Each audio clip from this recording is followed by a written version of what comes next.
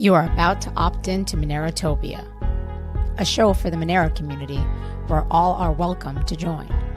From noob to maxi, no matter what bags you hold. Just sit back and relax to the sweet sounds of Monero's latest progress. Or if you're feeling inspired, join us on stage. Remember, the only thing that can stop Monero is a false belief that it can be stopped.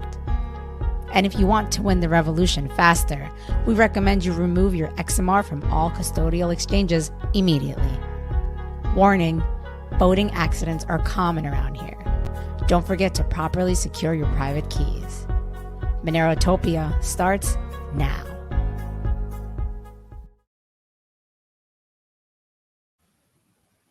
All right. Good morning. Good morning. Good morning.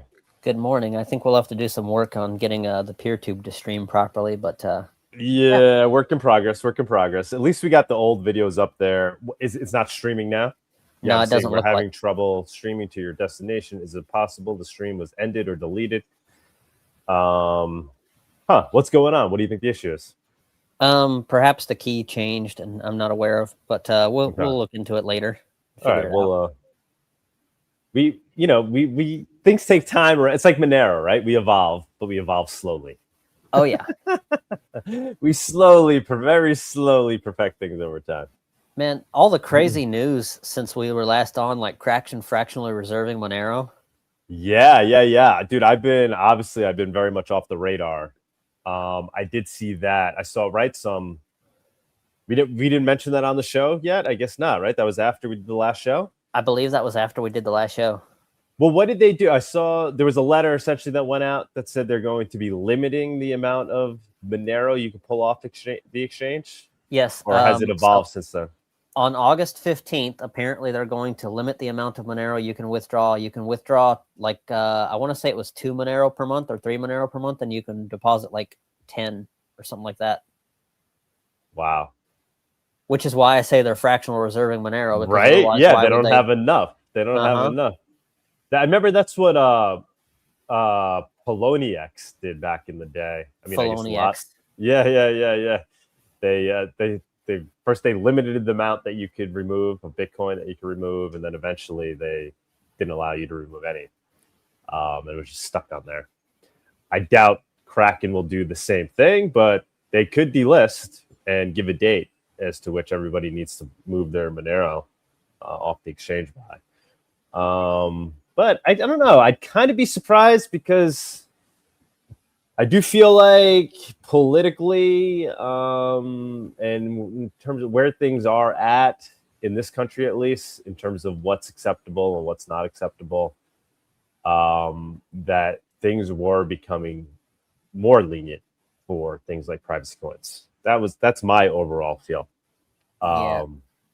So I would be surprised that if in this environment right now, this is when it happens. Like I think they will. I think this. You think so? I think this is just a prelude to a delisting. Yeah, maybe. Like I said, I'd kind of be surprised by it if Kraken falls. But hey, I mean, I guess there's been a lot of changes over there, right? Jesse Powell, he was the real cypherpunk that started Kraken, and I always wish I had him on a Monero talk or, got to talk to him, because from what I see of him and understand of him, like, he's the real deal. And he always had Monero listed, and he always talked highly of Monero. Not a lot, obviously. He wouldn't really, make too many statements. But he always seemed like the real deal. But my understanding is he's playing less of a role there, right? I don't think he's the CEO any longer, or he hasn't been for quite some time. And I think they've gotten obviously a lot more corporate, right? They went, they're a public company now, right? Is Kraken public? I don't think so. Okay, well they're like moving towards that, right? So they're moving towards that, and so this might be part of the process, right? Where they, to meet certain regulations or to make the right deals with the right people that want to back them, right? I guess if Goldman Sachs is going to run their IPO, maybe they're like, you need to delist Monero. Like, who knows? Who knows what's going on? Doug, congratulations on the new Monero user. It gives us hope for the future to know that we young people won't be fighting alone. There will always be a Monero supporter fighting for privacy. Hell yeah. hell yeah. I could only hope that my children are as passionate, or not, I wouldn't say as passionate, but understand what we're here, what we're doing with Monero. And I think they do. At least the one who's old enough to understand, she certainly does. And I see things that she does in her daily life that makes me think she's certainly on the right path. She's extremely bright. But, you know, in this day and age, you're up against all this propaganda that comes from the left. And it's really targeted at young people, especially children, more than anything else.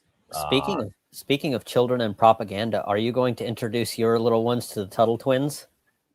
You know, I have a subscription with them. I got my oldest one a bunch of books like years ago, or a couple of years ago now. And that's, yeah, she didn't like, I got to try to maybe get her again. Maybe now that she's a little older, she'll be more excited about them. They're really great set of materials. They give accurate historical lessons without all the liberal bullshit. I thought your oldest might be too old for Tuttle twins. I thought they were for younger kids. Yeah, they're for younger, but you could go back and read this. Like I was even, you know, they're even good for us, right? They just ELL 5, right?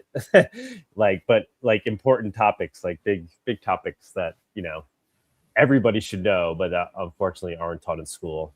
Obviously things like money, what is money, right? Understanding sound money. Reading that from the perspective of a children's book, it's great. Everybody should read that. No matter what age you are. Obviously, most of us here that are tuning in, we all get it. But the normies out there, there's so many people, smart people, just haven't taken the time to understand what's going on with their money. You know, the same type of people that are brainwashed by left-wing propaganda, right? So, yeah, long story short, very excited that I have a third now. And I hope they find their way down the liberty freedom fighter path, and I think they will, because they see that life. They see both sides. I brought them to Pork Fest, at least the older one. Brought her to Monerotopia conference, MoneroCon. She's picking up the vibe. You know, she sold things at Pork Fest. Those are the ways to really onboard young people, get them doing capitalistic things at a young age, let them understand like free market capitalism, let them understand that regulations get in the way. My daughter a couple of weeks ago with her cousins wanted to sell lemonade, and they were coming up against a lot of issues, a lot of problems. Like, yo, why can't I just start selling lemonade here? Oh, because, you know, you're going to get a ticket if you put it over there. They're going to kick you out if you put it over there. And it starts to open their eyes at an early age, especially when you tell them after, all right, by the way, you gotta pay this much in taxes if you want to follow the laws of where you are right now. Unless you guys want to break the law. Obviously, they're kids, they don't. But, you know, it's important lessons, and it's things like that that really opens their eyes, as opposed to all the propaganda that they see. Literally, even the kids shows, like the Netflix stuff. I mean, when you're aware and you're awake and you go back and you see these things, you're like, oh my God, the propaganda is so thick, it's insane. Oh Lord, yes.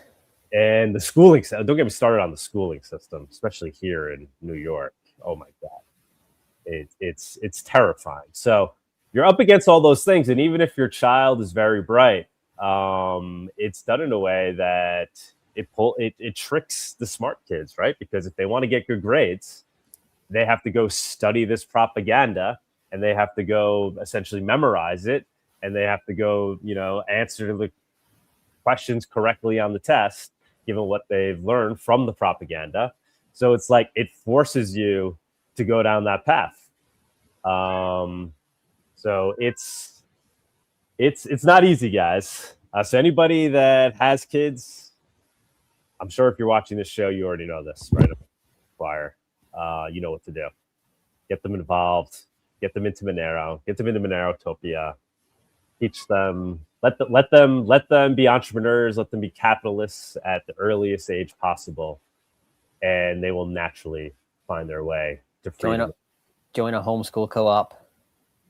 Yeah, those are great. I've met a lot of people. Actually, when I was campaigning, running for Congress, I had a few people on my campaign that were extremely helpful. Very young people. One was he was still in high school at the time. The other maybe had I think they were both still in high school, and they were both homeschooled, and they were just brilliant. Completely not brainwashed, and they were helping me on my campaign in a very real way. I was extremely impressed by them, and both of them were homeschooled, and they told me all their stories of what it was like. And yeah, in this day and age, it's kind of, the resources are there compared to the past, especially with the internet, being able to get in touch with other people that are homeschooling.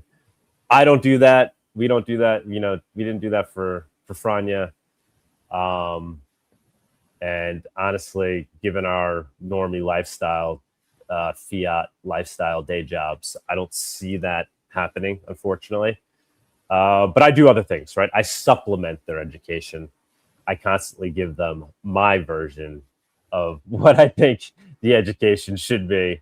So they get both sides. Yeah, I was going to say, then they see both sides and they can decide. I mean, you're taking your oldest to Monerotopia, and MoneroCon is like, here's what we think. I instilled in my oldest from a young age, like, listen, she's a very good student, and I tell her, like, obviously, always be respectful to your teachers, never be rude, but just because they're telling you something and they're a teacher doesn't mean they're right.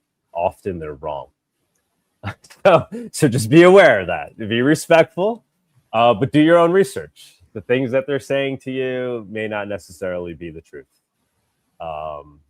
So that's important to instill in your children, while making sure they maintain respect, in my opinion. I think that's extremely important. We don't need a society of a bunch of disrespectful internet trolls. Oh no, absolutely right? not. That's another topic. We could delve down that road. Actually, Shortwave, I would love to get your opinion on this. Are you seeing have you been keeping your eye on XMR Bazaar? I saw that there's been obviously there's scams happening there all the time. I don't know if have you been paying attention to the latest? I have briefly heard about a couple of scams, but I haven't really been paying too much attention. Yeah, so people have been like spoofing accounts, making similar looking accounts, obviously like trying to spoof my account. So Douglas Tuman, but with 2 underscores, right? And then I guess using a similar profile. I have not really looked into it. But unfortunately, it's relatively easy to do that. So we're making some changes. We're making where you can't just change your name at any point. We're getting rid of the badge that's given out when you verify your account with your X account. So obviously you can still verify your account with your X account, and we encourage you to do so, just so people can have an additional means of trying to understand who you are by looking at your X account. But obviously, a verified X account doesn't mean that you should be a trusted user, right? So we don't want to send the wrong message with a verified badge for social media verification. So we're going to get rid of that badge, but the other badges will remain. And then just giving badges essentially to people that we know are trusted. So just really trying to point out who you should and should not trust. But even now, I mean, like, listen, I know there's some honest people who have gotten scammed, so I don't want to, poo-poo on them.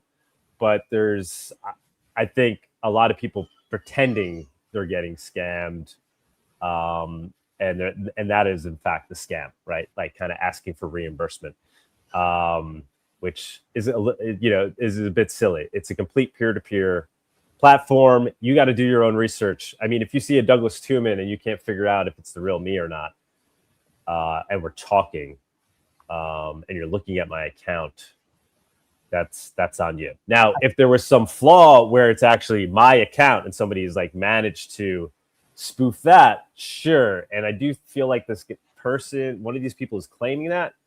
But in talking to BT Dev, and he's done some deep research on it, he does not see how that's that could be possible. I think another thing that might help is I think you guys need an actual staff badge that only gets given to you guys. Yeah, exactly. Yeah, and we could give that out to other helpers, right? Other people that are, you know, like Shortwave, for example, if you were willing, right? Like we could give him, you know, some type of badge that signifies him as a trusted XMR Bazaar user volunteer. Yeah, so we got to do things like that.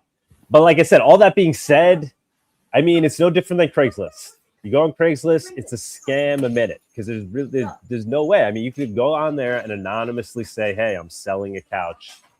You know, Venmo me the $100 and I'll deliver it to you. And if you're dumb enough to Venmo $100 to some dude who's claiming that he's going to deliver you the couch after you send the money, you know, you're going to get scammed. Right. And there's a scam a minute there. And scams, obviously, people are just getting more creative. Also, they're using AI. But yeah, we'll do all we can do to help rid the platform of scams. But it is an open market. It's like you're walking out into a public marketplace. We're not responsible if your pocket gets picked, right? But if you're into the idea of coming out in the open into this public marketplace, it's the Wild West, to do things legally, right? You have to abide by those basic concepts. It's kind of up to you to figure out who you should and should not be doing business with. And obviously, it's up to us to add features that allow you to do that in, you know, the most reliable way possible, while maintaining a peer-to-peer network. So it's a complicated problem. I do think overall, XMR Bazaar does a good job at it. And if anything, it's a good problem to have, what we're seeing. It's because we have so much usage, right? People are actually out there. Unfortunately, it attracts a lot of scammers because it is so permissionless. It's very easy to use. There's no KYC. These are all great things, right? You could be in Afghanistan. You could be in any part of the world. And you could be, you know, you could be at 15 years old, 15-year-old smart kid in some part of the world living in totalitarianism, but he's able to get access to a computer and he could join XMR Bazaar and maybe he starts coding and getting paid in Monero, right? But it's completely permissionless, no KYC. He could start accepting the money. And this is a beautiful attribute of it. But it also allows the complete scammer to permissionlessly create an account and start participating in the marketplace. So we definitely don't want to throw the baby out with the bathwater. And that's why we kind of lean to the side of being more open for the benefit of keeping it as permissionless as possible. But we're going to have to continue to rein things in. And yeah, hopefully we don't have to take steps that are too drastic. But, you know, if it comes down to this is the only way to keep XMR Bazaar running. Otherwise, you know, we'll be in legal trouble. We're going to have to take those steps because having XMR Bazaar is better than no XMR Bazaar, in my opinion. Yep, I agree.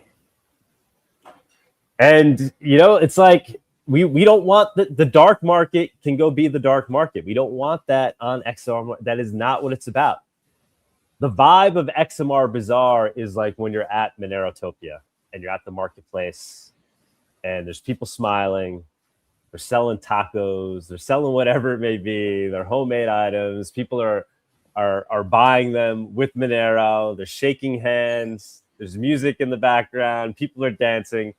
And yeah, you may have that one like seedy guy come through, tries to pick somebody's pocket, right? But he gets pointed out and the whole community turns on him and kicks him to the curb. That's XMR Bazaar. Like your seediness is not welcome. Your lack of morals is not welcome. We will kick you out as a community. We don't want that. We just want people entering into free commerce for legal goods and services. Scammers not welcome. And so we don't want that scammy vibe start to leach into XMR Bazaar more and more. So we may have to take some steps. Probably what I'm mentioning. I don't know. Sure. Are there any other obvious things we could be doing to prevent some of these scams? I think what you're doing about limiting how often you can change names and just adding a staff badge to your specific account and Aaliyah's specific account and whoever else's staff and moderators like on the site. Yeah. They need I mean, I would badges. like to. Yeah, I don't know why changing names was even a thing, to be honest. The whole point is that I want people to be able to establish an identity, right? Yeah. And a reputation. They can be anonymous, but I want them to be able to establish a reputation that's associated with an individual profile name, PGP key, right? Their PGP key, right? That they're used to communicate. And that should be like their anonymous identity while interacting in the Monero community. Some people are anonymous, which is great too. I'm certainly not, and I don't think there's anything wrong with being non-anon on XMR Bazaar. There's nothing illegal about it. But yeah, that's kind of what I see as being one of the main value propositions of XMR Bazaar itself. So I'm hoping maybe there's tweaks we can make that it moves more in that direction. I don't know, maybe we have to integrate WorldCoin into XMR Bazaar. What do you think? Oh, there you go. That sounds like a perfect idea. Scam Altman. Could you imagine? The day you do right, that. Here you go, guys. I heard you, community. We were trying to fix all the scamming problems. We have integrated WorldCoin into XMR Bazaar. So now I think everybody could be perfectly KYC. I think the day you do that is the day that XMR Bazaar dies. Could prove a point. Oh man, it's not easy, guys. It's not easy dealing with, and I don't want to see good people get hurt. So if you are a good person and you got scammed, yeah, approach us. Let us know what's happening. But realize it's unfortunately probably your fault. You got to proceed at your own risk. And I'm not hoping anybody gets scammed, and I'll do everything I can do to help prevent that. And if you do get scammed, definitely tell us about it, and we'll try to figure out what we can do to help prevent it in the future. And if it is somehow our fault, we'll work with you on that. But, we're not responsible. Even with the, with the escrow, right? The code's been out there for a while. If there hasn't been, obviously there's been tweaks that have been made to it along the way, but be careful with how you're using it.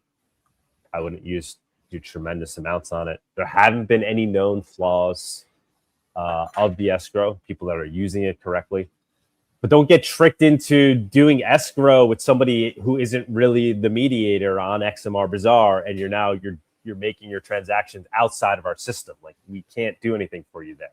If you got fooled into thinking, oh, I'm the mediator, but I want you to come over here to do the transaction, that's not our fault. I'm sorry. We have warnings everywhere, things like that. If you're doing it through XMR Bazaar and somehow it gets hacked, like literally the code gets hacked and somebody's able to falsely sign a transaction, sure, that's an issue with the code in XMR Bazaar. But thankfully, that hasn't been the case. And we'll continue to audit XMR Bazaar. Oh, that's another thing. Another exciting thing to mention. We are moving ahead with developing an iOS and Android app for XMR Bazaar. Oh, nice. Yeah. And I have somebody. I guess I'll announce it. I hope it doesn't mind. Slow Bear Digger. He's leading the project. I brought him on board.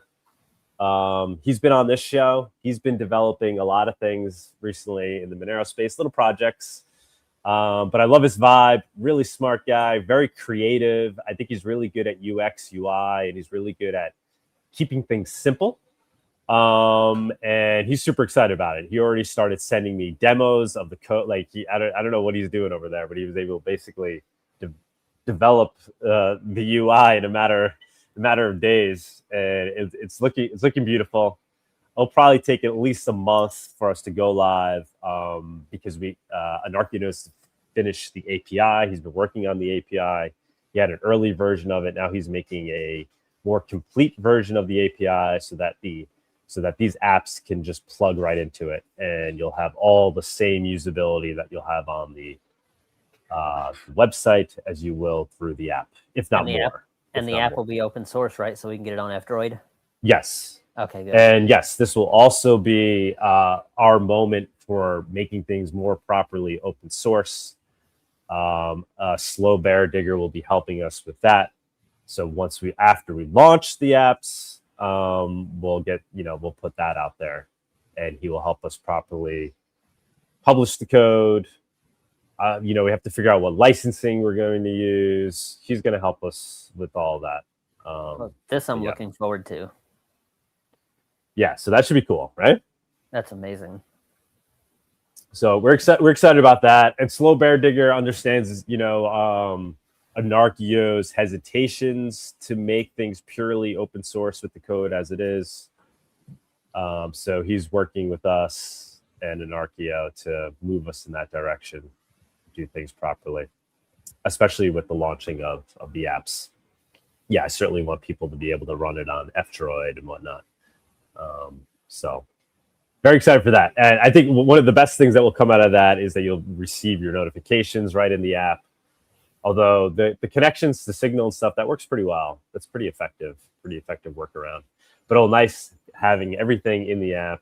And there's some bigger ideas too, things that maybe we can do once it's in app form.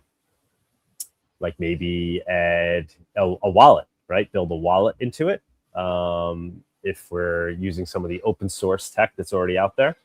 So integrating a custodial wallet into the XMR Bazaar apps, I'm thinking could be a step in the right direction. Shortwave, what do you think about that? Custodial or non-custodial? I'm sorry, non-custodial. I was going to say... Hold on. I'm getting a phone call here. Okay. Do we have Body here yet? No Body. Oh, yeah, we do have Body. We'll bring him up soon.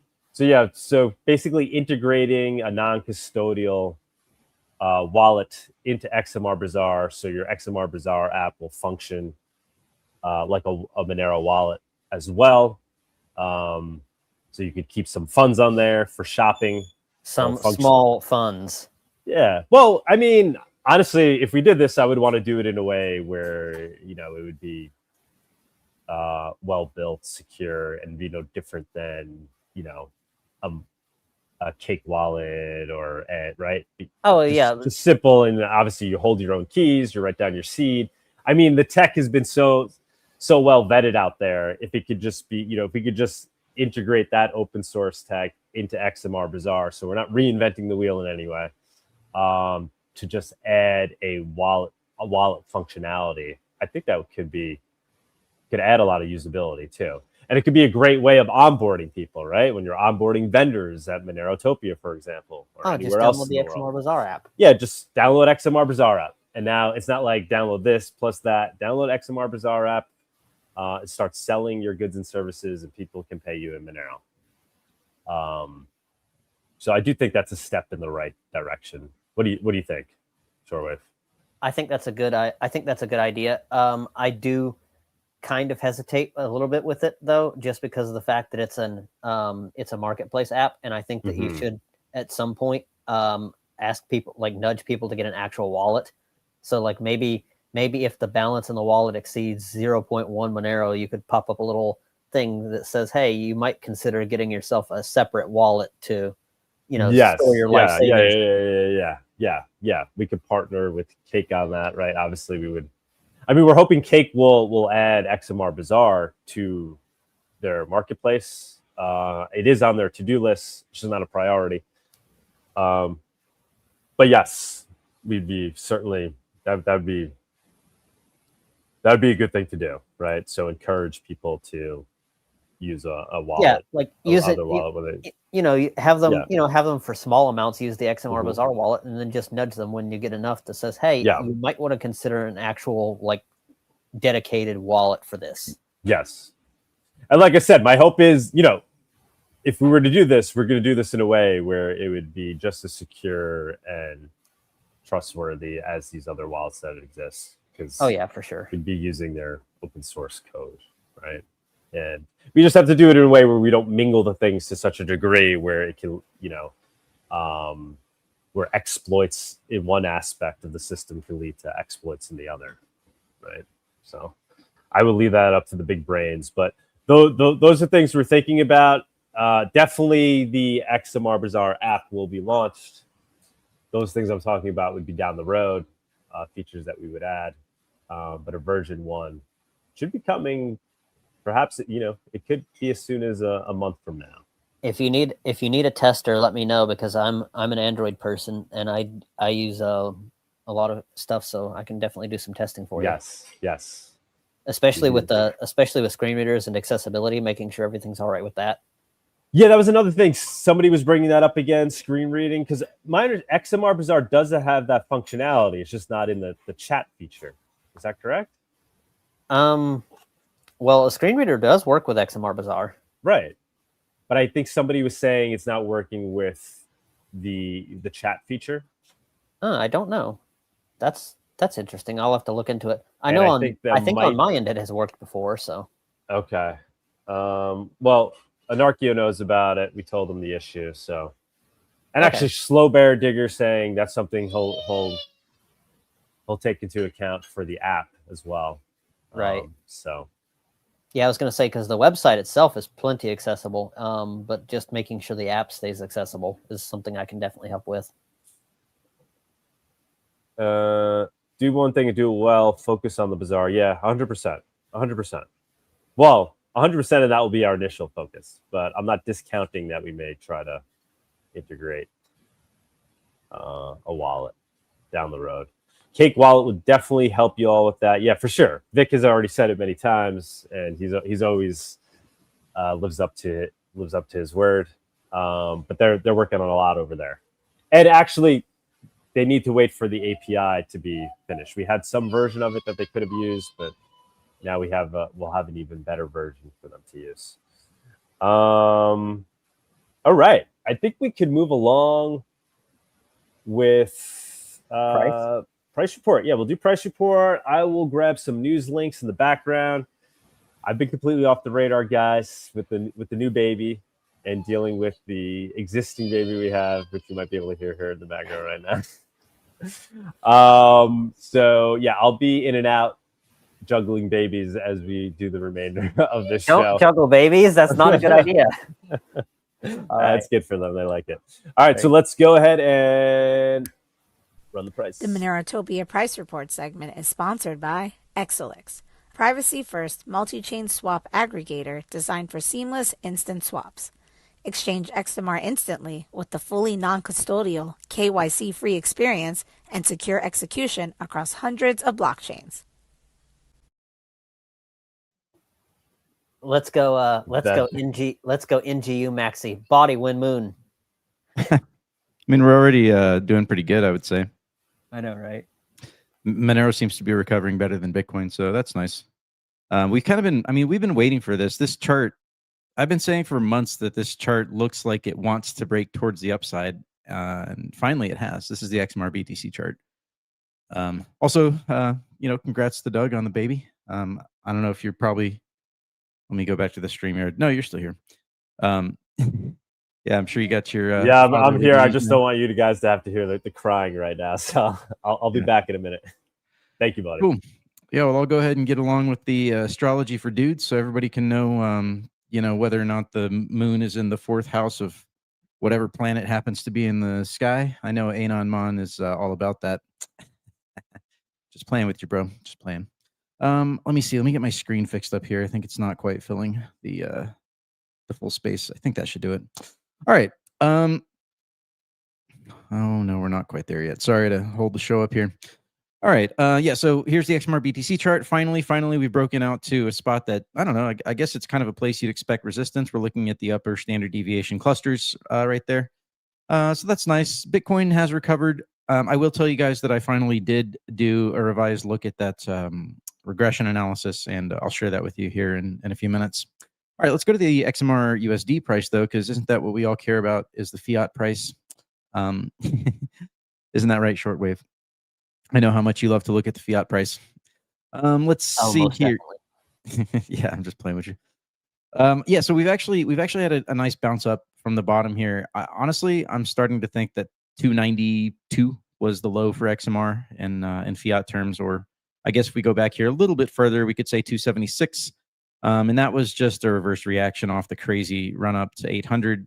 That I don't totally believe that. I mean, there's probably some organic action, but I think that now that we've got these the Monero miner, right now that we've got Jimmy and Gary and Bitmain running they're not ASICs, but they're CPU miners, right? They constitute, what is it, like 10%? Maybe it's like a little bit more than that of the hash power. But yeah, now that these guys have a bag of XMR, they're gonna want to sell it at top prices. So it does make sense that they coordinate with their shady ass exchanges. You guys know which ones they are. And do these little pumps, and they want to like generate the hype, and they want to dump on the plebs. So hopefully not too many of you guys were buying XMR here at this high price. I think most of you are smarter than that, and I think most of Monero people are probably smarter than that. So they probably didn't really make out too good, Bitmain. Now I'm being like extremely speculative here, but this is the kind of price action that you see when the ASICs get involved, and we've talked about that since forever. But okay, we're sitting here at 365. Things are looking good. We're actually starting to press up finally against some of these near-term standard deviation bands. I think that getting back to 400 at this point is pretty reasonable. I do think that 420 level is still going to constitute some kind of resistance. Could be 400, could be 440, right? But we're looking for about that 400 to 440 range right around here to find resistance at some point. And then from there, I think a lot is going to depend on what the rest of the market is doing, whether or not we believe that Bitcoin has bottomed. Technically speaking, per the 4-year cycle, Bitcoin should not yet have bottomed. There should still be one more crazy fall off where, everyone's going to lose their shit for a moment. But whether that happens or not, just because it happened in the past doesn't mean it's going to happen again like that. Right? Let's not be retards. Oh no, I said the R word. I don't think I'm allowed to say that on YouTube anymore. Someone will have to come and have a conversation with me about my language. All right, onward we go. Let's go. We're on the 2-hour here, so let's go to the daily for the XMR BTC to get a better look at this. You'll see that we're actually this is nothing too crazy. And if we go to the weekly, we actually still have a good ways to really come back to what I consider would be a much more reasonable price for XMR BTC ratio, which would at least be 0.006. I really think we should have at least 1% of Bitcoin's market cap. And since the supplies are very, very similar, this ratio is actually almost identical to a market cap ratio. Not quite, but it's very close. Anyways, I do think that that Monero should have at least 1% of Bitcoin's market cap. But we're up against headwinds. The government doesn't like us. The exchanges are fucking cowards that won't stand up. Kraken has now limited people to what is $1,500 a month. Fucking nothing. You can barely pay rent with that. In a lot of places in the world, you can't pay rent with that. Right? You can't pay rent at all. So yeah, you know what? There was let me take care of some business here. We missed some XMR super chats, XMR chats. So let's go ahead and bring those up if we can, gentlemen. I believe the first one. I think you guys already covered this one. I'm going to give him an extra shout out, anyways. XMR Giver tipped 11.82938845 XMR Millenero, and he says thank you for your huge contribution to XMR. XMR's freedom, and I'm loving it. Next up, we had Douglas Tuman Jr. Quite the bold statement, sir. I didn't realize Doug had adopted anyone, but maybe. You can be an honorary adoptee, Douglas Tuman Jr., who tipped 0.2 Monero. And he says, hey, senior, I just wanted to say that Monero is the only cryptocurrency with actual value, intrinsic value, digital cash, and that all the other coins, in a nutshell, BTC included, are digital gold garbage. Greater fool theory. They have no value. And then it says 1 of 3, but I haven't seen the other 2 of 3. So maybe that's just 1/3. I don't know. Is that 33? Is that some kind of reference to the Illuminati? 33rd degree anarchist? I don't know, but thank you for the tip, Douglas Tuman Jr. Schmidt tipped, looks like 25 Monero. Well, that's a pretty big tip, actually. Thank you, Schmidt. Says XMR is fungible as shit, bro. And then he gives us a link, itr.im/XMR fun. If that's a pwned website and you get pwned, it might not be, but don't blame me if you get pwned. Actually, you know what? Fuck it. Let's just go check it out. You know what? Let me, sorry, I'm waiting for this thing to open. Buddy, thanks for bringing up the XMR chats. I actually don't see them today. I don't know what's going on here. Yeah, they're not getting integrated into StreamYard. You're Oh, looking at interesting. them on the website, I guess, right? On Yeah, I'm XMRchat. on xmrchat.com, and I'm Oh, seeing okay. them here. They popped up. Yeah, thanks for bringing them up. I'm gonna try Yeah, to fix that. yeah, no problem, man. Issue.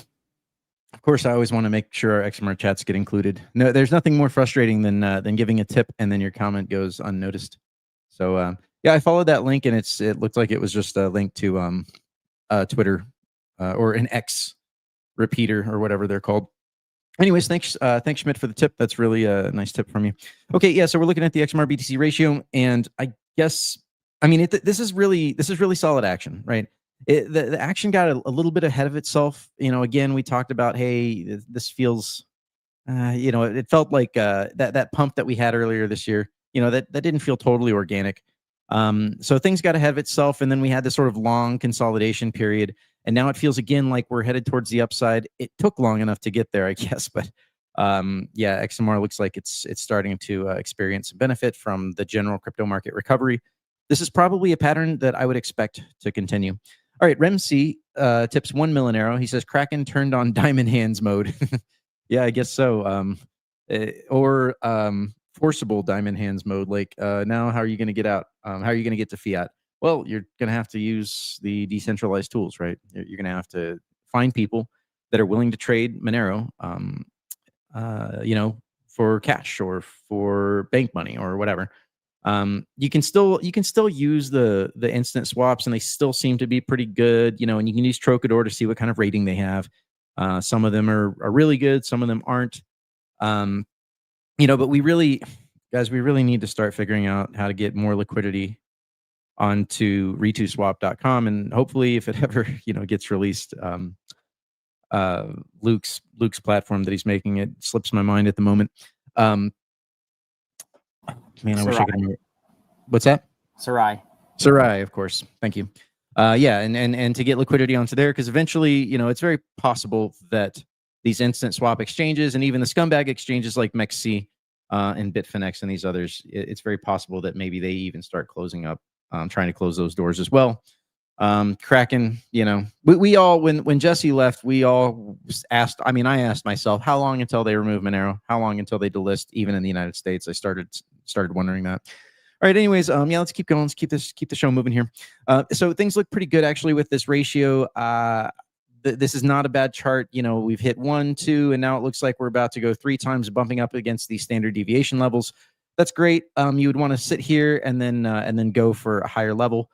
I would start to become concerned right around the the 0.01 area, 0.013 area, right? This upper cluster. I would start to become concerned that the ratio would have a lot of problems there, and that they're going to try and orchestrate another bull market run. It'll probably be another weak-ass bull market run, just like the last one was, but they'll probably try and orchestrate one, in which case they'll pump the shit coins and they'll pump the Bitcoin, and they'll try to make it look like everything's amazing. And then you want to be in Monero because Monero doesn't pump, bro. And then, and then at some point you'll hear some new privacy season narrative. They'll just recycle what happened this last one, but it'll probably be weaker. That tends to. Yeah, REMsee, I definitely have PTSD from that 0.01 level. Holy shit. I have like 6-year long recurring. It's not just PTSD. Like it's like current. It's not, it is post-traumatic stress, but it's also ongoing stress. We keep hitting this level, this 0.1 level. And it's just like, that's where we keep getting stopped out. But I think they've done most of the things that they can do to attack the price. And at this point, I don't even think I think we'll shrug off a Kraken delisting. There'll probably be some big, like, oh my God, like some stupid wick down, and then we'll come back immediately. Like, we're not going to have another Binance event where this stupid shit happens. Monero's too well known, and it's too, it's too respected at this point, even amongst the maximalist. All right, let's go to, I don't know, I guess privacy shitcoins. Why don't we see what's happening here? Nothing. Xano is kind of bleeding out after having a little bit of a pump. That's funny because I would have kind of expected that Xano would have made this pump and then kind of sustained these gains given Monero's action, and also Zcash's action. But I guess that's just not the case. What's going on, Xano? I don't know what's going on there. Tari, I guess pretending like it's going to set a bottom. When was the last time we? That would have been back here. Okay, so Tari is trying to post a little bit of a comeback.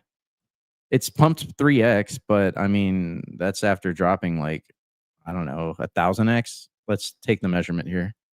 99.71.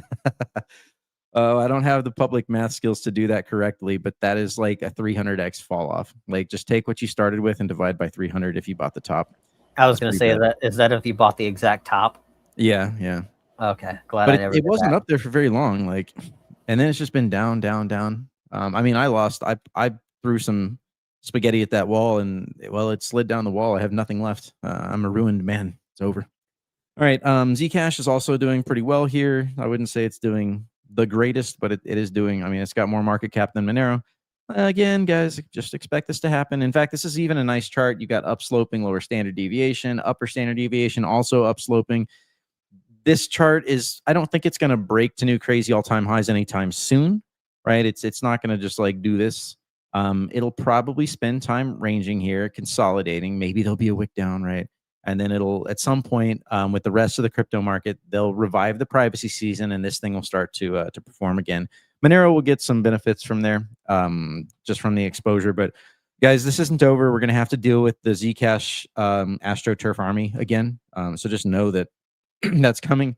Just know that the influencers, like Joel Valenzuela, and he's the only one that comes to mind. Oh, and what's his name? The Bitcoin takeover pod, Vlad and these guys are all going to show up again talking about how amazing Zcash is, and they're going to be like, Monero people are just tribalists, and y'all don't y'all aren't nice, and y'all talk weird, and you say too many cuss words, and they're going to tone police you. They're just going to come back, and it's going to happen again, just like we're looking here at the bottom.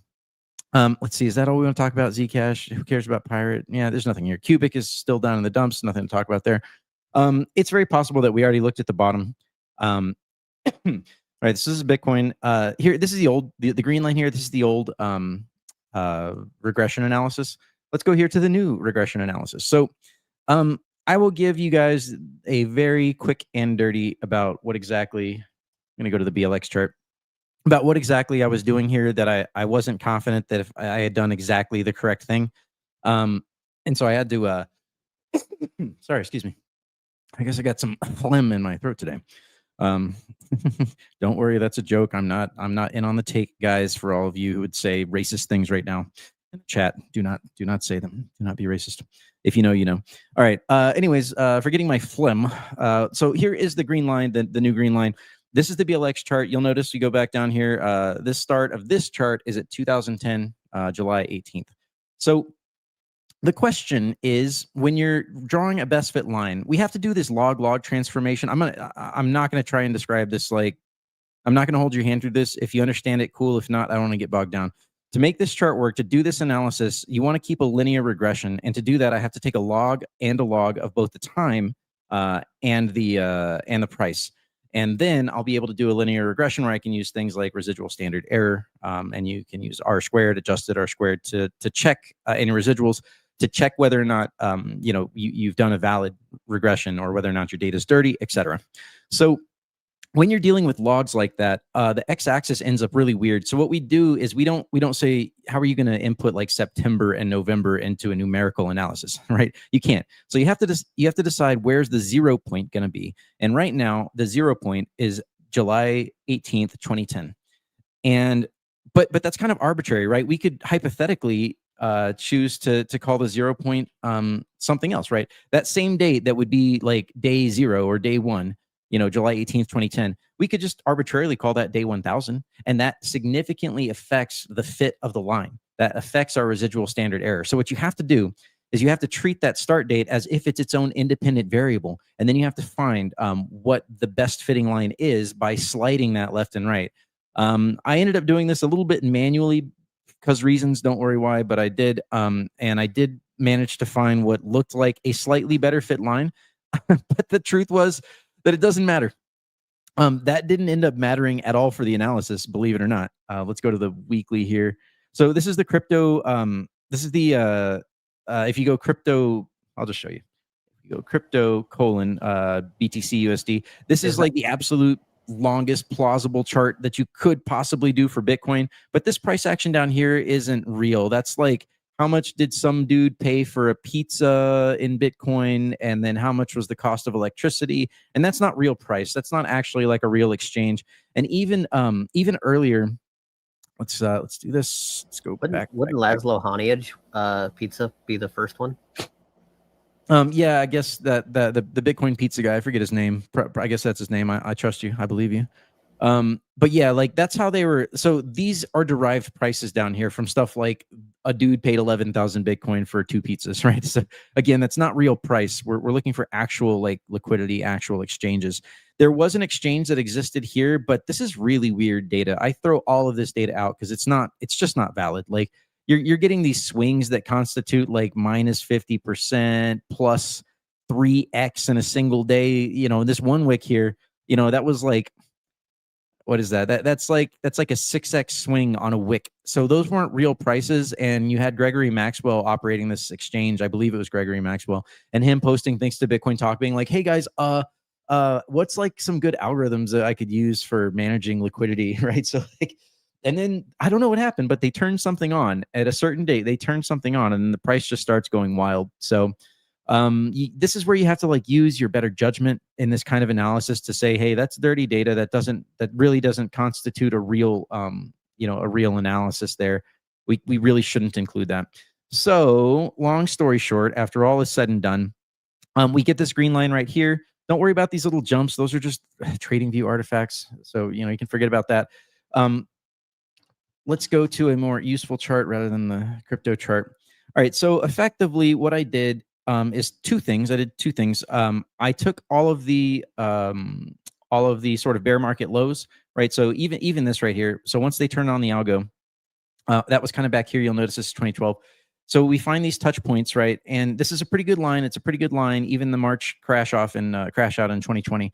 And then here, we're still doing pretty good, although we were off by, I say we, but it was still off by about like 5% there. So this line includes the latest analysis from the most recent bear market, which I guess would be right now, but 2022.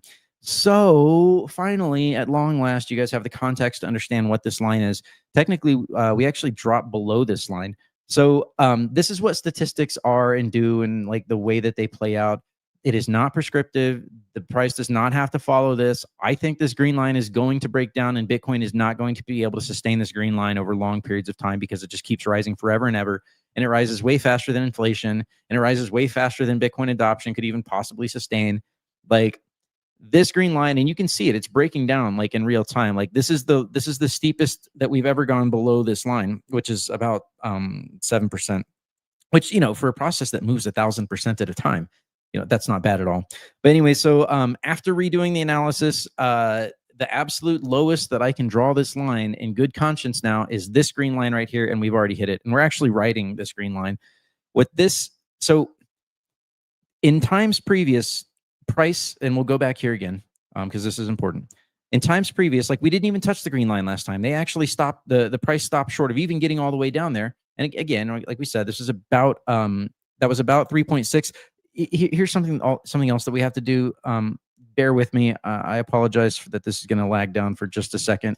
I should have just coded this to make it a button, but whatever. Sorry, not sorry, I guess. Let me save this. All right. So the other thing that we can do that's important when you're doing these kind of stats to check is to say, okay, I did update the chart to include this bear market low in this over here, right? But notice how the line changed, right? Notice how price is above this line. Why?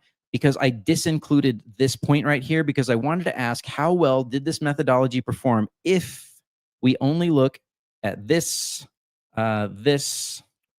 and going back further, I think this was our closest touch point. And then this isn't the full chart, but back down here, there's another touch points in 2010 from the very, very early first blow off to like 49 cents.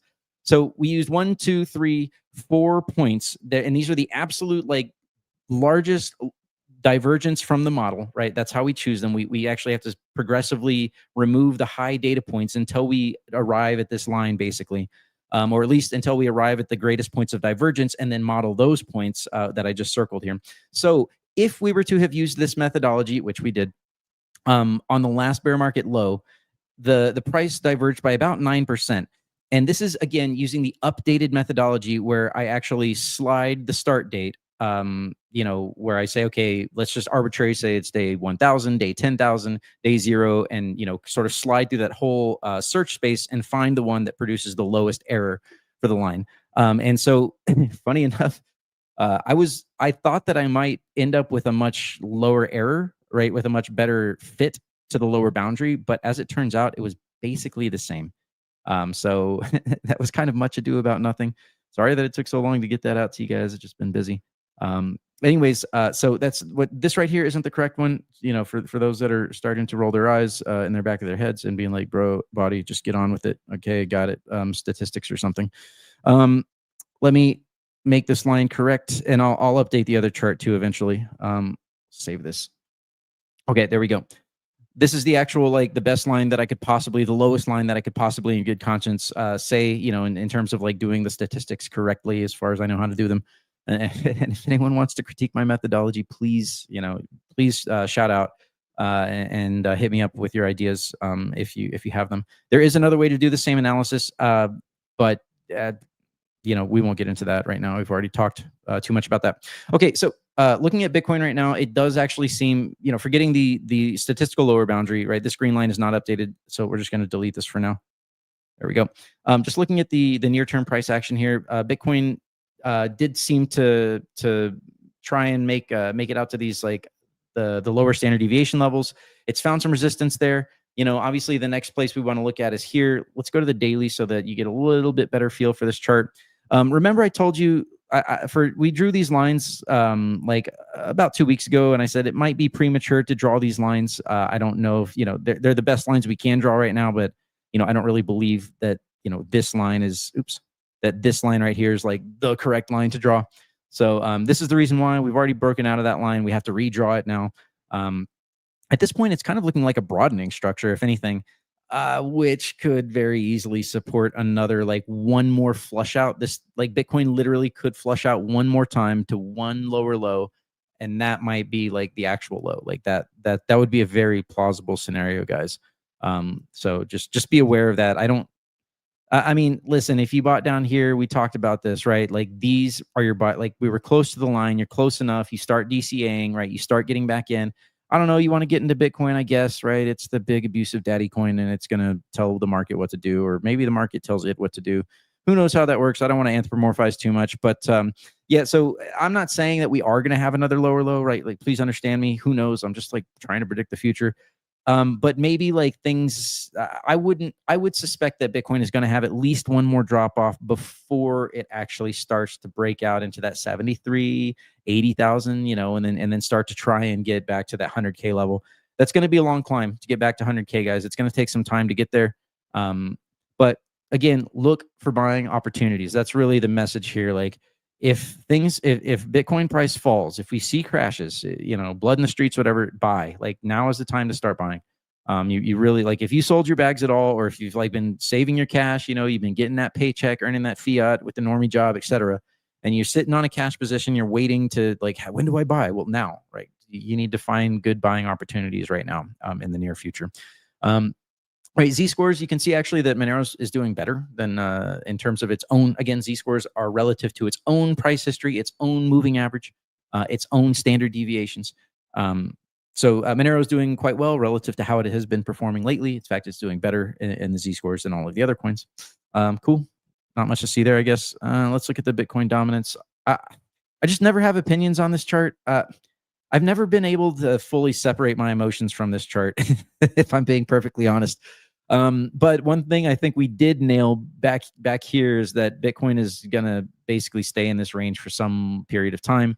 I think that we need to continue to expect Bitcoin dominance to maintain this range for a further period of time, probably until the bear market's over, and not just until the bear market's over, but until it actually starts making large concerted moves in an upward direction. And then we'll have to see, you know, which coin, what's the new thing, the new shiny thing that the cabal wants to throw money at and try and convince you to buy, and then they can dump their bags on the plebs.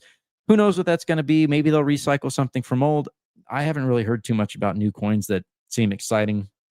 So who knows what that's going to be? Probably Bitcoin, guys. Like, honestly, like, Bitcoin is so shitty as money, and they just want people to, be in that coin that they can surveil, and so they'll probably just keep Bitcoin as the abusive daddy. He's actually a marionette daddy. He's not even a real person. It's just like people behind the scenes doing price manipulation.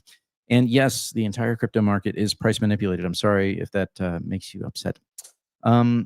Let's see. I think we got some more. Oh, we got Douglas Tuman Jr. has come back on the line to give us the rest of his XMR chats. Okay, Douglas Tuman Jr. tips 0.2 Millenero, and he says, call it investing. What it actually is gambling. You are investing in air. Depositing money into a casino is also investing, I guess. Evil.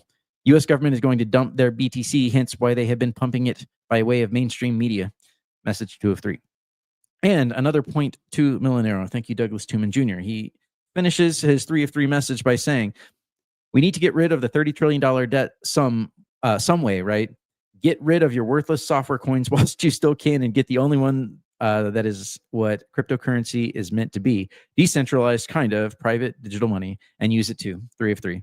Obviously, he's talking about Monero there as reference to his original message, and the fact, of course, that he's tipping in Monero. We still have a long ways to go on the tech. We can't replace the dollar, but I don't think people in Monero have that kind of delusion like the Bitcoin maxis that are like, we're gonna replace fiat. Like, no, you're not, bro. Like, you literally can't. Like, you don't have the ability. So who knows? If I tend to think that the Bitcoin thing is going to keep going for a long time. Bearer assets, sovereign bearer assets are still a thing, right? Gold is still a thing. Nations still hold gold.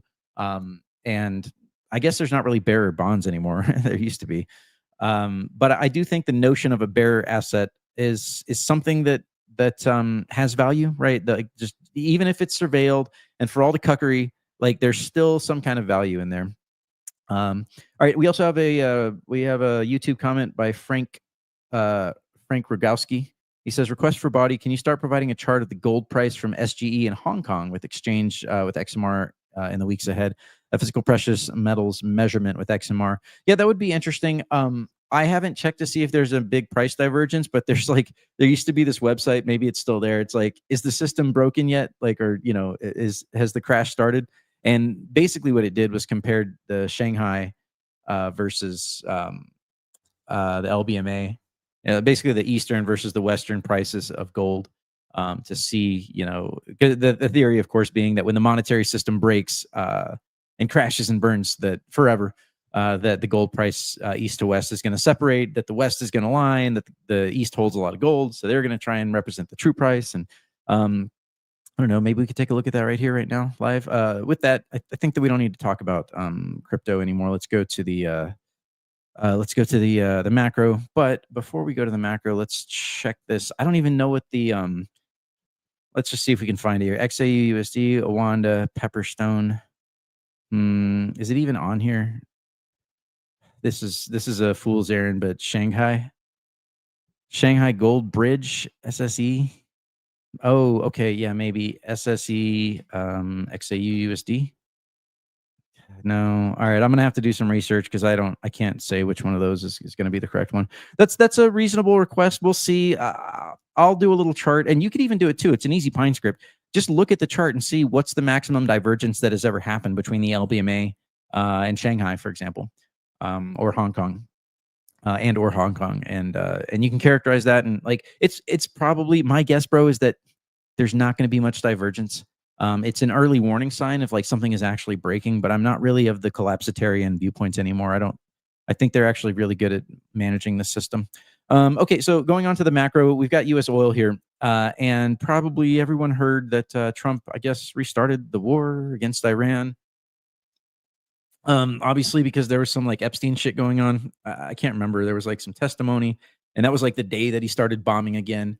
And then, of course, they merged the House passed that bill. I guess it's the NDAA, the National Defense Authorization Act, which is supposed to merge the U.S. military and the Israeli military. I didn't look at the details of that because it's like one of two things is true. Either they're like literally merging the militaries, or they're merging certain aspects and departments of them, and then they're just going to expand that list over the years. And effectively they are the same thing already, right? Like the U.S. military is already I wouldn't call it a vassal to Israel, because I think that misses a lot of the like true power dynamics that happen on the international stage and behind the scenes, right? I think it's too easy to be like, oh, the Jews control the United States, right? That's too easy to say that. I think that's actually a narrative that they want to be said. But nevertheless, there's clearly a very intricate and marriage partnership between Israel and the United States, and it seems to me like they just want to formalize that now. They're tying the knot, so to speak. They're making it official. Good for them. All right. Anyways, so we've got oil here, and of course, when Trump started being, bomb Iran again, oil got back into that same thing. We thought it was over, but for us to think that was over, maybe that's my fault for being retarded. There's that R word again. Maybe that's my fault for being retarded and thinking that it was actually over. Because what did we say when this thing started? We said that they're going to jack this market every which way. There's going to be peace, and then there's going to be war, and they're going to go back and forth, and they're going to move the markets up and down. And they were kind of doing the same thing under Biden, but not nearly to this degree, right? They've really taken it to the nth degree, realizing that they can, that America won't do anything about it, and that they can just defraud the markets with impunity, among other things, like the Epstein files. And everything that's documented about what they did in there. So, yeah, you don't have a government, guys. It doesn't exist. Get that delusion out of your head. There is no government. It's a crime syndicate, and they have a lot of power, but there is no rule of law. There's no equal protection under it. There's no equal enforcement, equal application. So just, once you guys realize that it doesn't exist, and I'm not joking, there is no government. It does not exist. If it ever did, maybe it did kind of in the past, but I doubt it. But it definitely doesn't exist today, because there is no law, there is no equal protection. Just get that through your head, right? And then decide what you're going to do, how you're going to like navigate life knowing that. Okay. Anyways, yeah, we got oil here back in the stupid triangle because they're jacking the markets around. Okay. And of course, dollar index on that news also has come up, right? Has pumped a little bit because people are scared now. And we go take a look at the stock market and we see, oh no, the NASDAQ has fallen out of its own little triangle. We thought for a moment everything was going to be good and fine, and then they restarted the war. So now stocks are in trouble some more. Maybe this is good. Look, this is only a 10% fall off on as far as the NASDAQ goes. Really, a 8.5% fall off. I wouldn't say that things are over yet, but we are at the end of summer here. We are at the end of July. We kind of have been looking here towards this time frame to wonder, could there be some sort of shift in the macro? Guys, I don't know. At this point, like, the market is looking toppy. The S&P actually looks pretty fine, believe it or not. The NASDAQ is kind of pushed sideways. Maybe people are getting pissed about these data centers, and maybe there's some speculation about what might have to happen with data centers and whether or not the people can actually shut them down or prevent them, stop them, etc. And a lot of this. So S&P 500 is basically a list of the top stocks, right? You get included in the S&P 500 is a big deal. Whereas the NASDAQ is tech stocks, right? It's not a brokerage, but it's when we say the stock market, like, they are one of the major places where stocks get listed to be traded publicly. Anyways, so the NASDAQ is tech stocks, basically. All the tech stuff gets listed in the NASDAQ. And of course, this is falling off more. Maybe, all of that AI craze has been sort of leveraged into the future. It's what they do with every new technology. It's what happened with crypto. It's what happens with AI. And it's always the question of, well, how long can this continue? I don't know. This chart doesn't look terrible to me. Hypothetically, if it really wanted to come visit the lower standard deviations, that could be a minus 20%, which isn't, it's not too bad. So, guys, I don't know. I don't have any opinions on where the stock market is going here. I have been saying for the longest time the direction is up. The direction is up. I am now, the stock market always goes up eventually. If it crashes out for a little bit, you buy. Like, if it goes down another 10%, if you see the NASDAQ at 24/7, buy some tech stocks, right? NVIDIA is still doing quite well. Maybe not as best as it's ever done, but it's still doing quite well. This isn't a terrible chart. It's just the days of mad gains for NVIDIA might be kind of over. Obviously, like, if things crash and then you catch it at the bottom, you can get a nice recovery, 50%. But perhaps it's the case that NVIDIA has already been leveraged up to the maximum that it can be. And I don't know. I mean, I think I'm just saying we need to stop here and think for a little bit about the regime that the market might be. Maybe it's moving into a different regime. maybe this is just an Iran oil thing, right? And maybe if they ever declare peace, peace ever breaks out and like stays broken out, maybe oil can come back down here. Who knows, right? I'm not really totally sure about that. I haven't given it a whole lot of thought, but my guess is that the resumption of the Iran war doesn't spell good things for the stock market, although it has spelled good things for the commodities, right? Commodities markets. And a lot of this is comprised of energy. So, okay, that makes sense. You got a big pump here on PDBC. PDBC is supposed to be a lot lighter weight on energy. It, obviously oil is a commodity and it's going to be part of this basket, part of this index, but it's supposed to focus more on other types of commodities, not just oil. So yeah, commodities doing good for whatever reason. War seems to be good for commodities. The bonds aren't doing anything that we care about. Maybe a little bit. They've been rising. They've been on an uptrend here for quite some time. Which means that their value is going down. And it also makes me question, is the United States having a harder time finding buyers for its bonds? Because a lot of times, not always, but a lot of times, that's what happens. And it's also interesting that the value of bonds are going down while stocks have also been in some trouble. So I guess that just means that there's a move that's been made into commodities, but this doesn't look congruent to me. It looks like money went somewhere. I guess with the rise of the dollar index, people are starting to accumulate cash positions. So yeah, the beginning of the accumulation of cash positions, if that's what this is, that wouldn't be a great sign for stocks or crypto. Just FYI, but maybe crypto is also slightly regarded as cash in some places. It's interesting. Crypto can be a commodity. Sometimes it can be cash. And crypto has been, it has had a little bit of a rebound here. So maybe currently it's being regarded as a cash kind of instrument. Okay, I think that's enough. Let me check the comments, make sure. Paper manipulation has ended on the SGE on Shanghai index, and that's why I brought it up. Oh, interesting. Could you share a link in the comments, Frank? Just like something. Oh yes, I did hear about that. Apparently, China has stopped people from trading leverage on their ETFs and stuff like that for gold. Okay. That could be important, actually. That's wow. Geez, that's. I don't want to compliment China, but goddamn, that's maybe not the worst thing ever. I mean, if you're going to be a communist fascist, well, they're not really fascist. If you're going to be a communist, controlling central government bureaucracy, then you might as well stop leverage and tell people that they can't do it, especially for something as important as gold. All right. Did we get inflation readings since the last time we spoke? Thank you. Yes, we did. I almost forgot about that. Thank you, sir. I did forget about that. You always keep me honest, brother. All right. Yeah. So inflation CPI was at 4.24, and now it has dropped to 3.52. Is that it? 3.52. Well, 3.5, whatever. So yeah, the latest inflation readings came down some. This is probably a reflection of this chart, right? So oil for a while was, averaging at $100, and then for about the past month, it's kind of been on the downside a little bit. So I haven't looked at gas prices, but that could also be a factor there if gas prices have come down since like March or April. Because the gas companies, as soon as oil pumps for any reason whatsoever, the gas companies, even though they've already got all of the oil pipelined and everything is ready to go, they're like, oh, we have to charge you more now. And then when oil comes down, they're like, oh, we're still going to keep charging you high prices. And they slowly trail it off. It's another scam. Of course, it's a scam. It's always a scam. But yeah, probably that inflation reading, that ticking down just a little bit, is related to oil not being quite as high for the past month or so, or really 2 months. All right.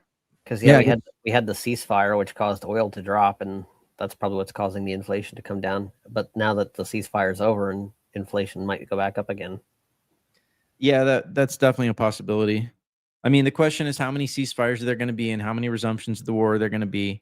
It's a great little trick that they can use to distract people when they're doing wildly unpopular things in Congress, which I'm not even sure that matters anymore. They could just do stuff now, and like America's basically reaching that point where everybody kind of realizes that their government is criminal, crime syndicate. Everyone realizes Congress is treasonous. Maybe not everyone, but it seems like I'm willing to bet that if you ask like anyone that pays attention or cares, most of them would call one party or the other treasonous. Now we just have to help them realize that it's both parties. Anyways. I don't know if Doug is still out on his fatherly duties. That is a good question, and I do not know. Need to find Shanghai. I'm not, we might as well look at this if we can find it. SGE, CUSD. Help me, Frank. XMR and SGE, Rebels in Arms. Guess I'm looking here. SGE, TBLG Gold, Op End, Future. Bro, I have no idea which one of these it would be. Well, that can't be it. The Shanghai indexes for gold has been open since like at least 2020, I think. I believe it was. Maybe I can just ask Google. Let me go over here to Google. What is the trading view ticker for Shanghai gold? Hey guys, I'm back. Hello, welcome back. Thank you. So Body, I don't want you to rehash your whole price report, but what is your take on Monero versus Bitcoin right now? I know you were talking about the 0.01 being the magic number that we're kind of all hoping it gets back to. Do you think there's a scenario where Monero continues to climb against Bitcoin, even if crypto has another leg down here? Probably. So far, this looks. I mean, it's looking nice. It would be hard to say that this is sustained until we get maybe I don't know. Let's just say another couple weeks of price action. As long as we don't do anything stupid like this right here, right? That as long as we don't do anything dumb like just straight wick up in like the next 2 weeks, but we have like nice price action that kind of holds, does this kind of thing where it sort of like slowly comes up. That's sustainable price action potentially. I do see XMR BTC. I mean, like we've said here for weeks and weeks now, really the past few months, I believe that this is a bullish chart. Like this looks like a bullish chart. It feels like a bullish chart. In some ways, it feels like a bullish chart being managed, that they're attempting to like, sort of cap this off, but the ratio keeps trying to go up. So I do think that in the near term future, the larger probability is for XMR BTC ratio to climb. Can we hit 0.01? I don't know if we can hit that, but I do think that 0.007 to 0.0075 is a good target. I think we can reasonably hit that and maybe even sustain it for some period of time. After that, we'll just have to play it by ear. Okay. Yeah. I mean, obviously, the charts are the charts, but in terms of what's happening out there in Monero as potential catalysts, do you think the delisting could effectively help Monero continue to go up? And then also, we're going to have Thorchain, I believe, launching soon with Monero. Do you think that could kind of become a moment, right, when Monero really becomes detethered at the same time as decentralized exchanges are adding Monero? Could that be a moment that we start to see true price discovery with Monero? That's definitely a possibility. I kind of think that we're at least halfway there. At the Binance delistings, and Monero's already delisted on Kraken in Europe and a lot of the big moneyed countries, and it's effectively now delisted in America. Like, okay, you can buy $1,000 of Monero per month, but that's an effective delisting. What they did, that's actually the most cowardly thing they could have done. They should have just said, "Fuck it, we're just delisting Monero's." What they really should have done. But they want to try and look like they're not scumbags, which they are. But yeah, maybe we can get some real price discovery. I worry about Thorchain. Those guys get hacked all the time. So whenever people get hacked, that's negative for price. If you steal a bunch of XMR, you're gonna want to live the nice life after that. You're gonna want to sell that, buy your cars and buy your mansion, right? So that's price negative. And I worry that Thorchain will just. I don't trust those guys, man. Like, I know you have them on the show, and I don't want to be mean to people that come on the show, but I don't trust those guys in the slightest. They haven't shown themselves to be trustworthy, and they constantly get hacked. I agree. And I tried working with them too behind the scenes. full disclosure, right, was going to try to work with them, do something with them to help promote the fact that Monero is being added, and while having them on the show so we could out in the open talk about it and talk about how ThorChain is improving and whatnot. But where the deal broke was they were concerned that I was too critical of ThorChain. I was like, guys, I don't know what to tell you. I'm not gonna have you on the show, and I'm just going to pretend like there's not issues there.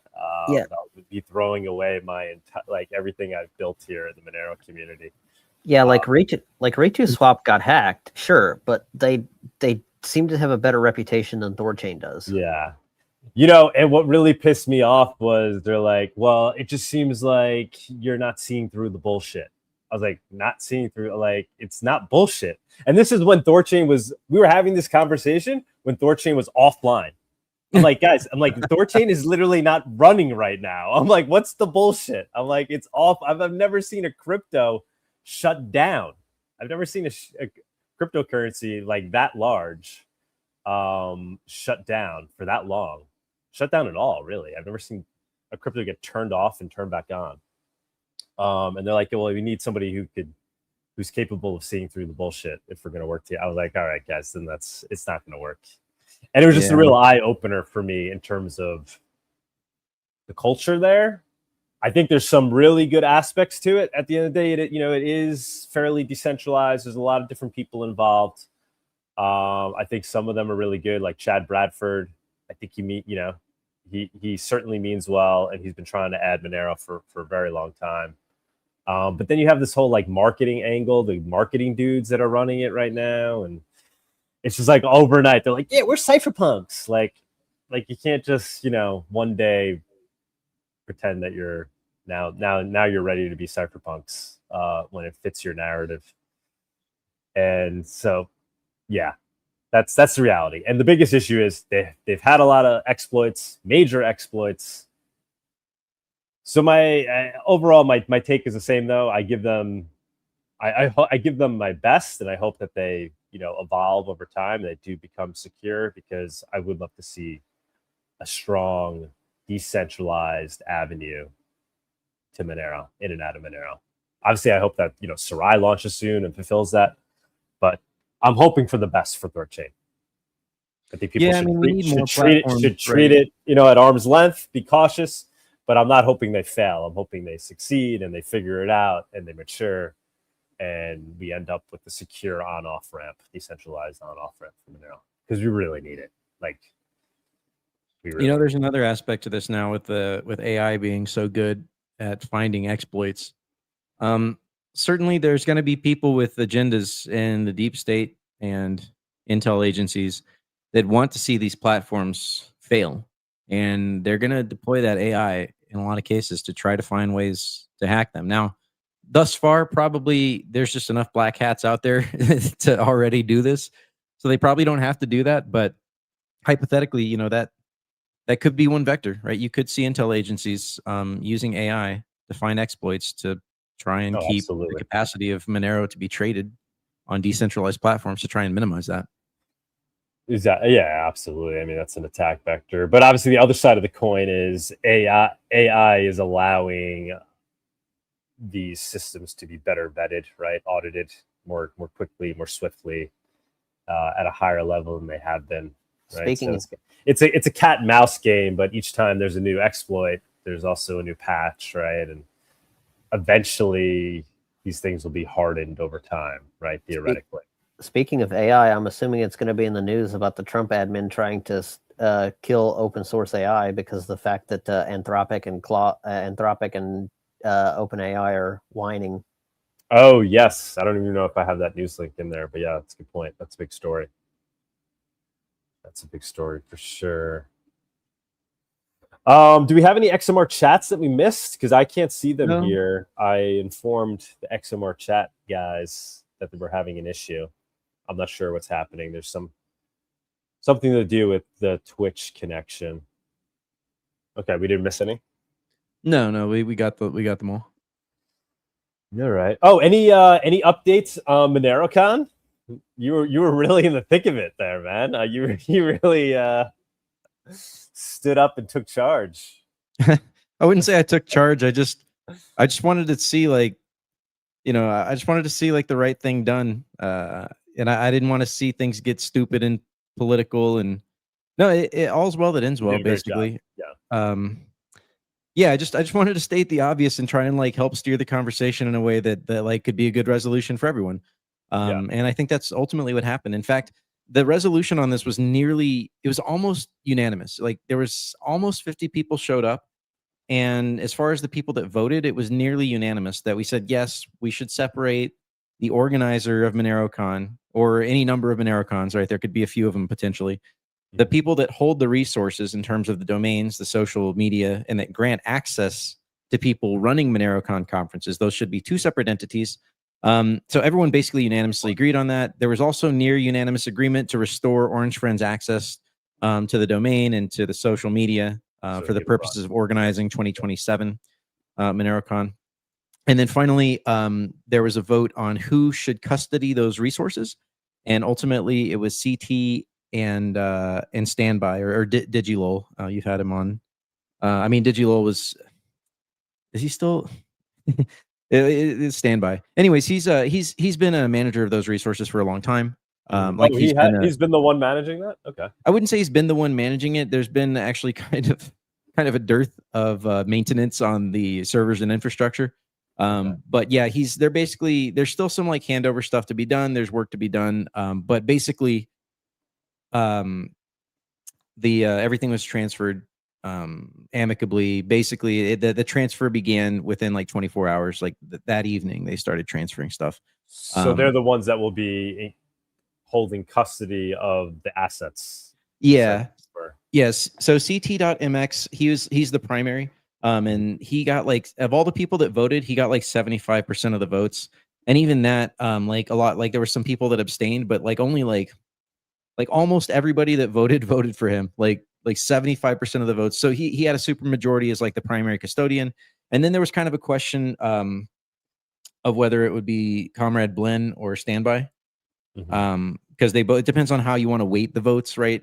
We won't get into that, but effectively they're all kind of they've been around. They've got, especially Standby and Comrade Blinn, have the technical competency to manage these resources, but it's mostly, at the end of the day, it's mostly just granting access. Although there is still a lot of maintenance stuff that has to be done on the back end, but everything ended fine. It was funny. There was all this drama, but then there was almost a near unanimous decision about, hey, we should do this thing in principle, and then a super majority about, okay, well, who should actually custody those resources? So everything turned out just fine, and the drama has totally calmed down now. Good. It was wild. That's Monerotopia does things a different way, but listen, we need something like a MoneroCon because it really is community run at the end of the day, which has proven to be the case. Maybe you need a MoneroCon. Maybe you need them. It's just a mess to deal with. But now it seems like things are going to be smoother than ever, right? Now that this has been worked out, Orange Friend will run this, and then in the future, if somebody else wants to try to run it, they could essentially, I guess, bid on it, right? You guys can decide as a community who you want to run the next one, right? People may be pitching different ideas, and then whoever wins that gets temporary access to those assets so they can run the conference. Part of the verbiage of the vote was that it was non-exclusive access. So it's if someone else wants to run a MoneroCon and fly it under the MoneroCon banner, under the existing MoneroCon socials and the domain and all that, that's totally fine. It just needs to be that they just have to show up, present their proposal, and if they want to run it nonprofit, they can totally do that. That's totally maybe acceptable. I'll run it in as part of Monerotopia. You know what? That would be interesting. You could do that if you wanted to. I don't want to cause more drama. Yeah, it's unnecessary. You're running strong on your own brand right now. Yeah, of course. So that's great. So has there been any further consensus on when and where the next one might be? I had reached out to Orange Friend behind the scenes before we went into the baby trenches. So let him know that we might do aim to do a Monerotopia in between, early spring again, or we might wait. I'm not sure yet. Okay. But just to give him the heads up, like we might try to do like a March, April Monerotopia. I mean, really, I want to do one right after full chain membership proofs goes live. That's what I would love to do. So according to the thing I saw, that might be late February of next year if nothing slips. Yeah, so that's what I'm kind of aiming for, like March. Yeah. So the latest on MoneroCon planning for next year, it seems that the target date is basically the summer. Anywhere between say May and July is kind of the rough target, and Orange is currently surveying a number of places. It looks like Warsaw, Krakow, potentially Prague, but I think that one's kind of on the out and out. Potentially Hungary, but I don't think people are super stoked. It's just that really? That would be nice. Budapest, that'd be cool. Budapest is a really lovely city. It was probably one of either my first or second favorite city that I visited in Europe, and I didn't visit a whole bunch of cities, but it was top of the list. But Hungary is like not good with crypto laws, and there's also, I can't remember what's the name of the legislation. It's like you're not allowed to. A lot of the sponsors might have problems. It looks like they're going to have potentially legal problems sponsoring a MoneroCon in Europe because of it's really messed up. But yeah, that's kind of the current idea, sort of early summer, and somewhere in Eastern Europe. Okay. Croatia would be a good one. Yeah, I could do it. Because you got the sea, you got the beach as well. That'd be nice environment. Apparently, it's hard to get a lot of the devs which are in the United States to go to Europe. Yeah, I mean, but there's a big community in Europe, right? You have all like the Germans and everybody. Like, there's a lot of people that go to MoneroCon that don't go to Monerotopia. Well, and it's a little bit of both. That's kind of the reason for having one in the Europe area and then one in the US area. That way, the people from this side of the world can go to the Mexico one or Monerotopia, and then people from there can go to Europe. Exactly. I mean, I have daydreamed about trying to do a Monerotopia somewhere in Europe, just because I love the Mediterranean. But yeah, maybe down the line. Obviously, next one is most likely going to be, as I keep saying, at the same venue at Puerto Roma one last time. But yeah, maybe we do one back in the States. The States, it's like, it's very accessible for a lot of people, but there's a lot of people that don't want to go to Monerotopia if it's in the States.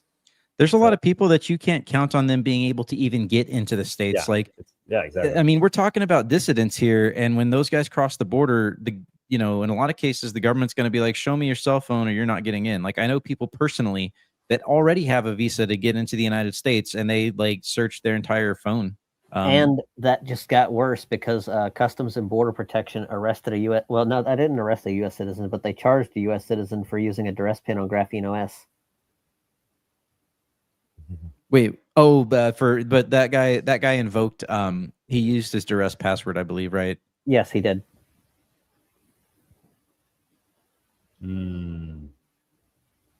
Also, let me correct a little thing here. Siren was one of the, she was maintaining the MoneroCon infrastructure for a long period of time, particularly with DigiLol. Yeah. So her and Standby were both kind of like under DigiLol, which is like one that the term is something I know you'll recognize, but I mean their actual like screen names are Standby or STNBY and Siren. And you've had them, obviously you've had them both on the show. Yeah. And they've been at Monerotopia twice at least. And I've been at MoneroTown back in the day when they were doing the Monero ATM. Tried to get them to do the ATM, as you know, at Monerotopia, which maybe we try that one more time. Really try to get it going if they think it's worth it. That's a tough one, man. It really is not an easy one to get going. It's a great project, though, like an open source ATM box of sorts. But yeah, it's tough. Yeah. She actually built, like Siren actually built the current MoneroCon infrastructure, like the payment gateway. Like she built all of that. So. Oh, awesome. Yeah. Awesome. But yeah, she it looks like CT and Standby are going to be the ones managing that from now on. Yeah, I think Siren got pissed a couple of weeks ago when I was defending what's his name? AJS. AJS. And still, I still feel bad for AJS. I'm sorry, guys. I know him personally. I know his heart's in the right place. He didn't act appropriately at times here, especially when he, I guess, closed people out of the resources. But at the end of the day, he did the right thing, right? And I think he stepped away, graciously and quickly, right? I think there was a smooth transition there once the decision was made. There was, and we tip of the hat to him for ultimately finally doing the right thing. But it also felt like a saga where it was like, it felt like there was a lot of political maneuvering in the background, and we kept having our discussions out in the open, and then he would show up every few days to like drop something new on us, and it's like, wait, hang on, you're transferring the resources to core. Stop doing things. Like, no one agreed to that. No one really wants that, and the vote proved it. Like, no one really wanted core to take control of those resources. So ultimately, he did the right thing, but it also felt like we had to do a lot of maneuvering to get him to do the right thing. So I know you like him, but I don't know. I'm just a new guy coming in here, and that's all I saw. That's the only interaction I've had with him. So no, I've known him for years. And he's been very helpful. Like even before Monero, like the events that Monero did at DevCon, running the village and stuff. So yeah, I just hope he stays involved in Monero. I hope it doesn't get pissed off and no longer involved in Monero. But to be determined on that. He helped out with Monerotopia, not this one, but the previous one as well.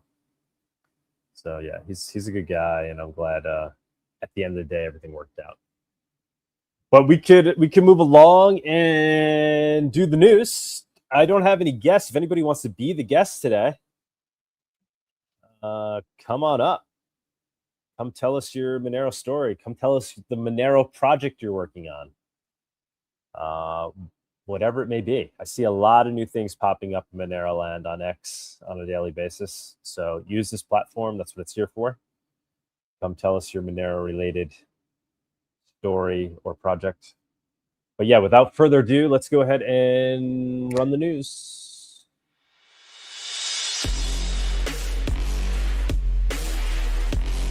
The Monerotopia Weekly News segment is sponsored by WizardSwap.io, a non-custodial cryptocurrency exchange.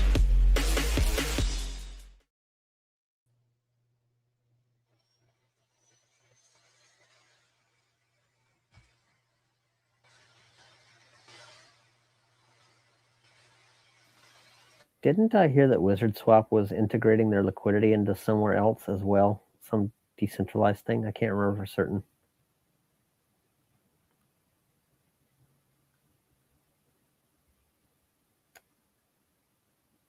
Yo, Doug. Where'd you go, bro? We can't hear you, Doug. Can you hear me now? Yes, we can. All right. Yeah, I just have a very this computer. I need to get a new one if I'm going to keep running the show like this, and I will do that probably this weekend. Because I'm not using my normal studio computer since we had to temporarily shift some things around here in the studio. There's a seller on XMR Bazaar named mGold who sells machines that you might look into. Oh, okay. Yeah. On XMR Bazaar, it's mGold, mGold.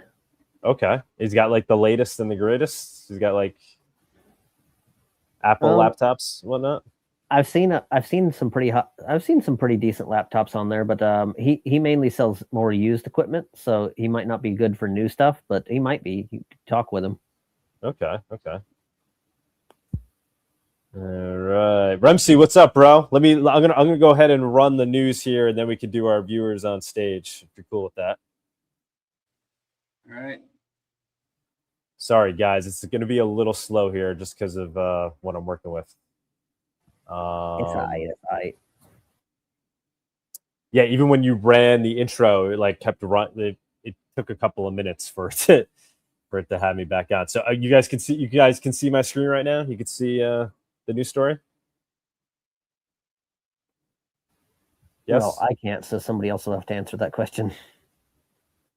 Yeah, I think it's there. All right, I see it. So hopefully you there. guys see it. So yeah, first story, we got just in Telegram to roll out native non-custodial Gram wallet to over 1 billion users. So Telegram is now launching a crypto wallet natively within Telegram. The feature promises instant zero transactions this summer per Pavel. So I couldn't find it, but Vic had tweeted earlier this week, hey, this is kind of funny because I was just talking to Pavel a couple of weeks ago. I think he saw him at a conference. I forget which one in Europe. And he had told them about Radar before Radar launched. Those of you that listen to the show probably heard of Radar at this point. It was launched by Cake. And basically it's Signal with the Bitcoin wallet, the Bitcoin Lightning wallet seamlessly integrated into it. And it's doing quite well. A lot of people excited about it. And now it looks like Telegram is responding to the success of Radar. And they are finally officially launching a wallet within Telegram. Or I don't know, did a wallet already exist in Telegram? They've had one, yeah, but it was on-branded. This entire rollout of this has been a complete mess. I mean, it's not their fault even. You know, they actually innovated. They've created their own smart contract language. They did sharding. It's like basically the way Telegram chain works is like it breaks it up into a bunch of smaller chains and stuff. So yeah, that's why they're able to do like low transaction fees. But yeah, they had this whole over the Town token. They had to change it from Telegram Open Network to the Open Network, and now they rebranded again to Gram. But yeah, this wallet has already existed before, so I'm not really sure what's new here. And what crypto? Do you know what cryptos it's going to allow people to use and hold? Gram is its own blockchain. So, you know, the narrative right now is there'll probably be a stable coin. Telegram's going to run their own stable coin. They're going to run their own maybe tokenized stocks or something. But yeah, since it's Telegram is its own blockchain, its own scripting, like it's its own virtual machine, everything. So it's not going to be inherently compatible with anything else. Okay. Yeah, I was never really clear why the Signal one failed too, right? And they had their own coin as well, mobile coin, right? It just never seemed like they put a lot of juice behind it. Maybe they were concerned about regulations and whatnot. They should have just added Monero and it would have been fine. Yeah, I mean, that's a whole other topic, right? Like when are we going to see Monero on Radar? Obviously, you know, I'll have Vic on and we'll talk about Radar. I talked to him about it behind the scenes, and I'm sure you know they want to add Monero. It's just not. They feel like it's not ready yet. Maybe once LWS is improved for Monero, there'll be a way to kind of more seamlessly have it run. But I don't know. Why not start now, even with the network is as now? I mean, I get that it may not be as instant, but you can still get it to work, right? What do you guys think? I think you could get it to work. I mean, you have Signal open most of the time anyway, so it's like running in the background or whatever. So you could just synchronize it that way. Yeah, I mean, I guess the issue too is dealing with the lock time when you send somebody Monero for the first time. But if that's just like a usability issue and people just have to be willing to put up with that, pretty much the entire Monero community would be fine with putting up with that, right? I mean, it's just new people outside of Monero that might be find it a little, unusable, right? But people that already use Monero, I don't think would mind. I saw something the other day. I can't remember where it was. I want to say it might have been Nostr, but I won't swear to that. But I saw something to the effect of it really depends on how you phrase it, because if a new person hears all these good things about Monero, there's this good, this good, this good, this good, and this good, and there just happens to be this one bad thing about the 10-minute lock time or the 20-minute lock time, people are like, okay, whatever. Like there's the good so far outweighs the bad that it's not a problem for even new people. Yeah, that's always been Monero's claim to fame, right? So people are willing to put up with the friction because of the value you get out of it. So yeah. Next story. Well, I guess we covered this already. This is from Zeno, Kraken US, and this is an old one, but I saved it when the news broke. Kraken US will begin applying monthly transaction limits on Monero on August 15th. Individual withdrawal limits are set to 1,500 and deposit limits are 3,500. I confirmed this with Kraken support. So, yeah, Body was talking about this. So maybe this is the first step towards actually delisting. Yeah, and that was 5 Monero and 10 Monero. Right, and it appears as though they don't have enough Monero, right? So they're limiting the amount that people can withdraw, but they're okay with people sending more to the platform, right? So they're more concerned about people pulling too much off the platform. Like if everybody tomorrow said they wanted to grab their Monero off of Kraken, would there be enough Monero sitting there? Fractional reserve. Yeah, so don't get caught in that situation, guys. I highly doubt Kraken would end up screwing anybody over, but still, they may delay things, do what they need to do if they don't have enough Monero.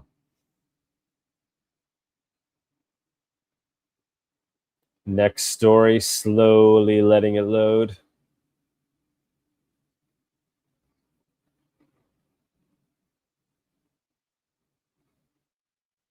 Can you guys see it? Still loading for me. From Zachxbt, all hardware wallets are complete garbage. On-chain investigator Zachxbt warned against using current hardware wallets for signing critical transactions or storing large amounts of funds. He singled out Ledger as the worst option, citing frequent Ledger live updates. Hot take, all hardware wallets are complete garbage, and I do not advise using them for important tasks like signing transactions or storing funds. Much better to have a separate iPhone with its only purpose being to use as your hardware wallet. Yes, so a lot of us have caught on to this concept here in Monero land, right? Cake has their own version of that. Monero has a version of that. I don't think they do anymore. I think Monero no longer has it? I think they are abandoning Sidekick. I won't swear to it, but I'm pretty certain I saw that. So grain of salt, but I think they're abandoning Sidekick. I mean, long term, it makes so much sense. I wonder why. They made a new version of the Monerotopia app or whatever, and I don't think it's compatible with the old Sidekick, and I think they're just abandoning it because apparently there wasn't much use or something. Mind you, I could be wrong on this, but I'm pretty certain I saw that. So grain of salt for now. Okay. But Cake certainly has their feature that allows you to do what, Cupcake, I believe, right? Yeah, it's Cupcake. Next story. You know, there's a bunch of reasons why it may not make sense to use hardware wallets, right? As well, it also kind of puts you on a list as somebody who has a lot of crypto. When you purchase and you get KYC'd as you're buying these hardware wallets, essentially, because you're using a credit card to purchase them. Yeah, the best way to buy a hardware wallet is at a conference in cash if you're going to do so. Right. Yeah. Or with Monero, obviously. Or don't use one. Yeah. Senator Cynthia Lummis. History will remember this as the moment a president chose a higher standard of ethics than the law required of him. This agreement bans all federal officials, including the president, from issuing or sponsoring a digital asset for profit with real enforcement and real penalties. So apparently this is what was added to the Clarity Act, or what's being added as a negotiation that would then theoretically allow this to move forward and successfully, get voted on and pass. And the president was agreeing to adding these ethics standards. And Senator Cynthia Lummis applauding this. Obviously, the president already cashed in on this, right, guys? The rug was already pulled. They already did the whole Trump coin thing and the Melania coin. So, yeah, he's fine with now being on board with not allowing anybody else to do this moving forward. Yeah, he's like, I made 1.4 billion. I don't need to make another 1.4. And she's out here applauding. I mean, I get she has to do that because she's trying to kiss the president's ass and she wants to get this thing done and push forward. But pretty hilarious to see. And the whole Clarity Act thing, it's just a clusterfuck, right? I mean, to see Coinbase out there so adamantly, arguing in favor of this as though it's for the people, really. Really? I mean, you think Brian Armstrong cares about you as a person and as a crypto user and really aligns with the ideals of the cypherpunk ideology? Monero has never been listed on Coinbase. So if he was so passionate about these things and so principled, rather than wasting his time giving elected officials millions of dollars in an attempt to get this legislation passed, he could simply list Monero on Coinbase. There's many other things he could do that would improve the ecosystem for crypto. So it's just funny to watch him out there parade this thing like he's saving, the crypto normies when he's obviously doing this for his own bottom line.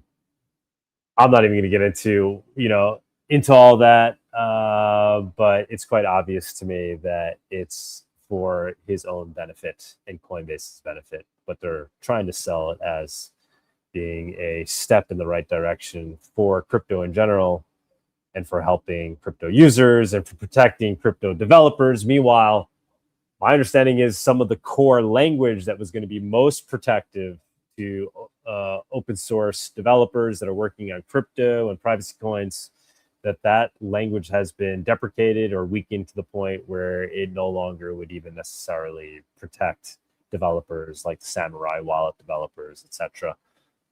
So yeah, it's a bunch of baloney. And if anything, maybe it will bring more attention to Monero, as Monero continues to be the bastard child, right? The one that is feared the most, the black sheep of crypto, when we all really know it's the savior of crypto. Hey, we have an XMR chat here from Douglas Tuman Jr. Okay. He had 3 of them previously. Mr. Douglas Tuman Jr., I don't know if you heard me read them, but I read all 3 of your XMR chats during the price report. Oh no! Am I still with you guys? I'm seeing some stuff. Okay. So Douglas Tuman Jr. tips 0.0001 XMR. He says, "Senior, if you don't read my donations too, I am going to feel scammed. And after you have read them, please watch at least the beginning of this video. U.S. government in a nutshell." And then he lists some YouTube video. Yeah, so we are reading your comments, Mr. Douglas Tuman Jr., allegedly. And also, Doug currently can't see the XMR chats. Like, somehow I can, but he's having a hard time seeing them. So we did read all of your comments, Mr. Jr. So thank you. Thank you very much, Buddy, for doing that. Yeah, and it's because the XMR chat isn't working on StreamYard right now. We will fix that, but currently it's not working. So that's why we're not bringing up the chats. But I appreciate the super chats. You can keep sending them, and hopefully we will not miss them. We'll just have to check them on XMR chat, as Buddy's already doing. So thank you for that. The link, I don't know if we could if somebody else wants to try to pull up that link, and we could show it here if it's short enough. Some video that you think it's worthy of us showing, we could do that. Next story, India orders GitHub to remove Bitchat repositories. So India's Ministry of Home Affairs has ordered GitHub to remove or disable access to Bitchat repositories within 3 hours under Section 73(3)(b) of the Information Technology Act. The order targets the Bitchat repository, the Android repository, and Android releases. Authorities claim the decentralized Bluetooth messaging app enables anonymous serverless communications that hinders lawful interception and could be misused to evade surveillance. So pretty wild to see that India is taking these steps to essentially shut down an open source project. But yeah, I guess we should not be surprised. I don't even know what the current take is on Monero in India in terms of its legality, what you can and cannot do with regards to Monero. But yeah, they're obviously not friendly to these free speech technologies. I put up a post on Nostr, and I said something to the effect of, I love to see governments fail about them trying to take down Bitchat, which is an open source application, and they're not going to succeed. And maybe eventually one day they'll just figure out that they have no power and rage quit. Yeah, it's a Streisand effect moment, right? It's like nobody use this, please, warning, everybody. Like, let's get the word out to the billions of people that live in India and to let them know, whatever you do not use this thing. Related stories. Codeberg is getting rid of all cryptocurrency projects, I think. Yes, that's pretty thing too. Yeah, that's pretty wild. And that actually happened. So all open source crypto projects can no longer be hosted on Codeberg. Yes, that's correct. And Monfluo wallet, which is the one that I know is hosted on Codeberg, has moved to Forge.jo. So what are the options other than GitHub, and what are the best repositories to use? I think the largest competitor is called GitLab. I think they're just independent. I'm not sure if they have GitHub is owned by Microsoft, right? So that's just like one of the core, like the big tech companies. Codeberg was like this volunteer. I think it's like a nonprofit, basically version of GitHub, but apparently they want to take some kind of political stand, against what they view as an mostly scam-oriented industry. And because I know this has been discussed in Monero land for quite some time, is needing other means of making sure the Monero code is fully published and can't be censored and taken down. Difficult. There's things like IPFS. All kind of blockchain code is kind of like already on a blockchain, like for a smart contract. But then, you can post files on things like, it's called IPFS, stands for Interplanetary File System. It's kind of just branding, but it's something people use for code hosting and making like immutable apps. So where is Monero most popularly being hosted right now? In that on GitHub. It's still GitHub. No, I know on GitHub, but like, what's the non-GitHub popular non-GitHub? Before it was Codeberg. Now we're banned from Codeberg. Okay, so I guess that's what I'm saying. So then, is there a decentralized option? I think the Monero project itself runs a repository at repo.getmonero.org with the code. At least I think so, and that's on GitLab, I think. Mm-hmm. There's but like REMsee's saying, is there some decentralized version of GitHub, GitLab where you can? I mean, that would be expensive. There's not. I mean, there's IPFS, which is you can store any file, but there's not a specifically narrow thing where it's like, okay, so someone's already running Codeberg, which is a free service run by a nonprofit. Like, who has the financial incentive to run like decentralized? Some kind of network where people are like, can we just store it on BSV? Like, there's publish the code there. There's Nostr Git. I don't know very much about it, but apparently there's a Git that's hosted by Nostr relays. Okay, yeah. No, it seems like a need in the open source community, a popular, unstoppable version of GitHub, but I guess it's just hard to obviously create that given the amount of resources that it takes to do it. Monero Research Lab published, so this is from Wednesday's meeting. This has got an update on full chain membership proofs. Jay Berman reported continuing full chain membership proofs plus PR upstreaming, next PR approved, StressNet double spend fixes, and plans to solicit a secondary audit of the Rust full chain membership proof gadget code. Trail of Bits finished phase 1, reporting pending review. Jeffro proposed removing phases 2 and 3 as blockers for the initial hard fork code merge. So basically they're talking about, so I guess there's 2 more audits that need to take place, and rather than waiting for those to be completed, they may announce the hard fork code merge, right? And then even from there, it'll be 6 months from that moment, is my understanding, unless they change that, from that moment as to when it would actually go live, so that they may go ahead and just announce that sooner than later, rather than waiting for these audits to be completed.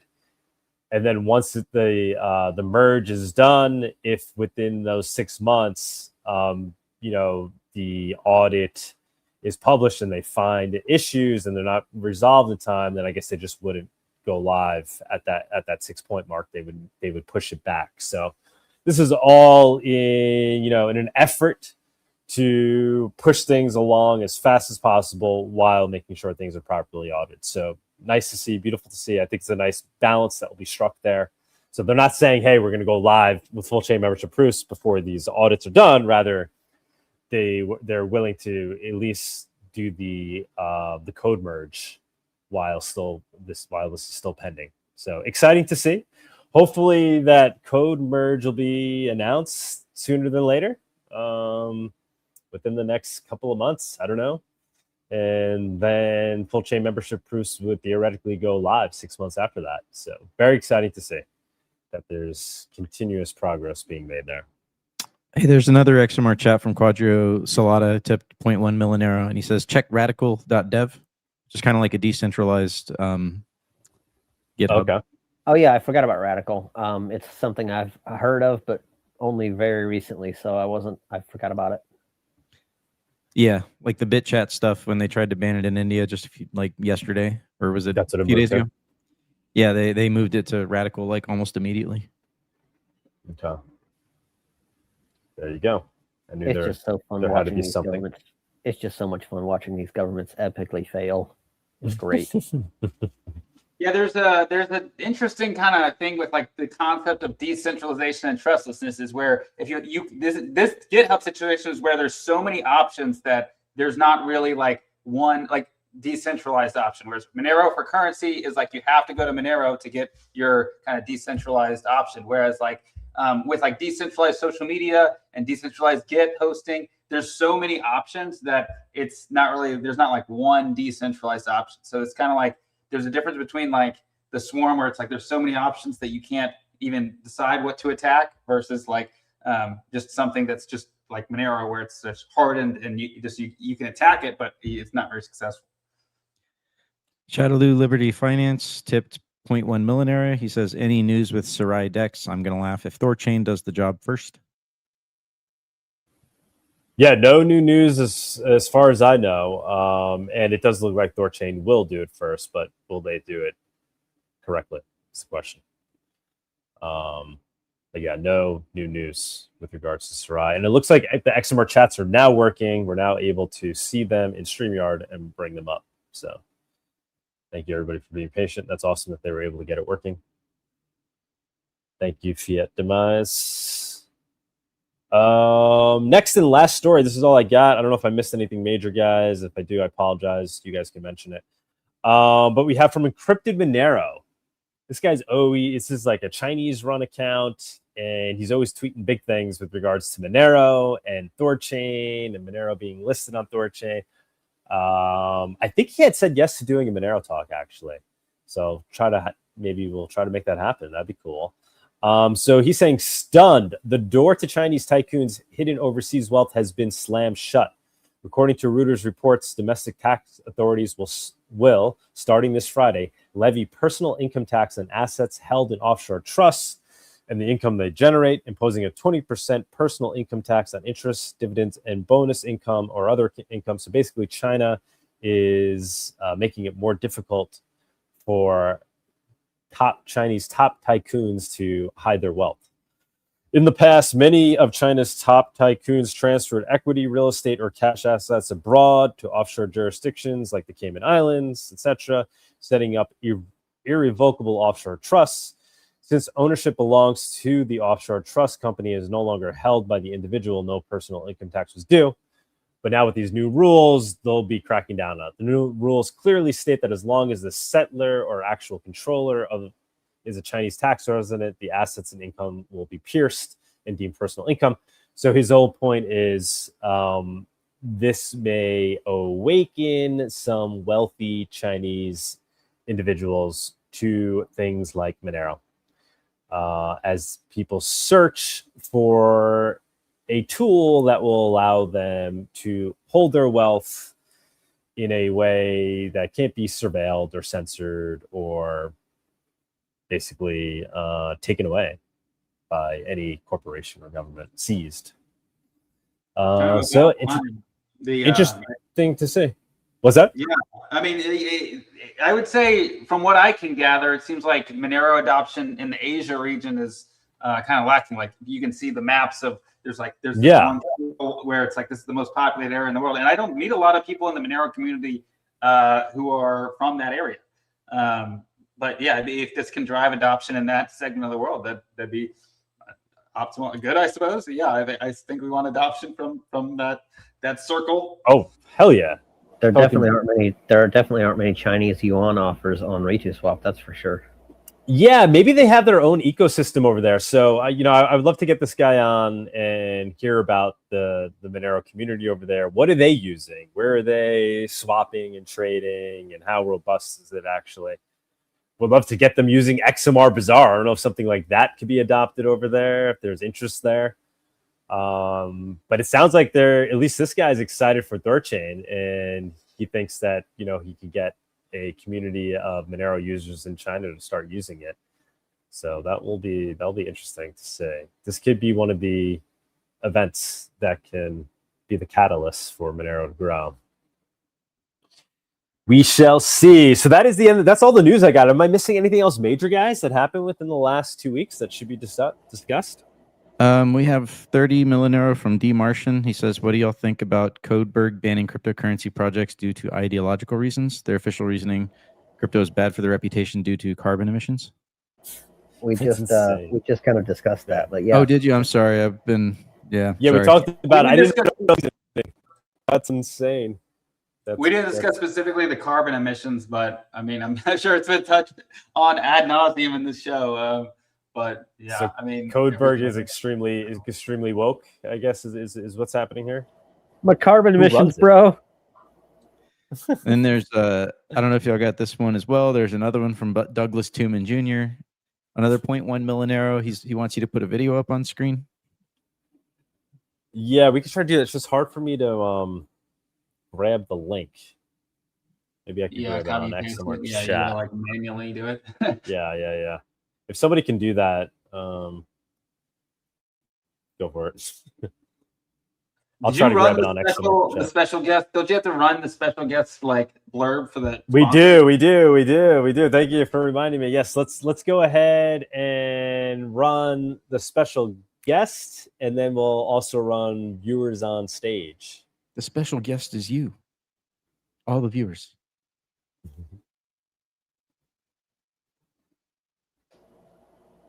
Justice, are you The there? Monerotopia guest segment is sponsored by Cakewallet. Store, send, receive, and exchange your Monero and Bitcoin safely on iOS and Android too.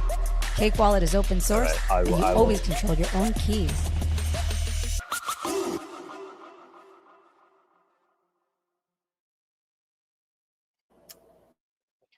All right, hello guests. Well, guest that doesn't exist. Now the news segment, or now the viewers on stage.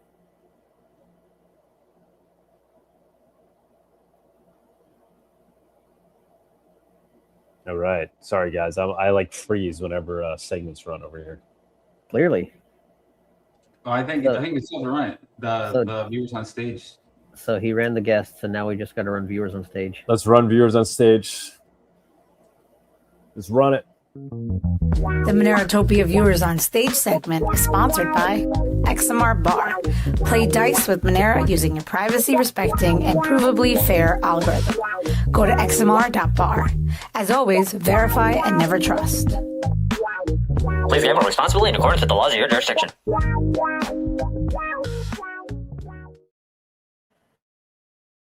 That is the old one. So I will also say that we are sponsored by xmr.win, which is the new guest segment. Yes. So apparently we have not removed the old one yet. But that's okay. It happens. Same guys. Both projects are associated. I'm sure they won't be disappointed. I haven't checked out xmr.win in a while. Maybe we have them jump on the show one of these days, give us an update.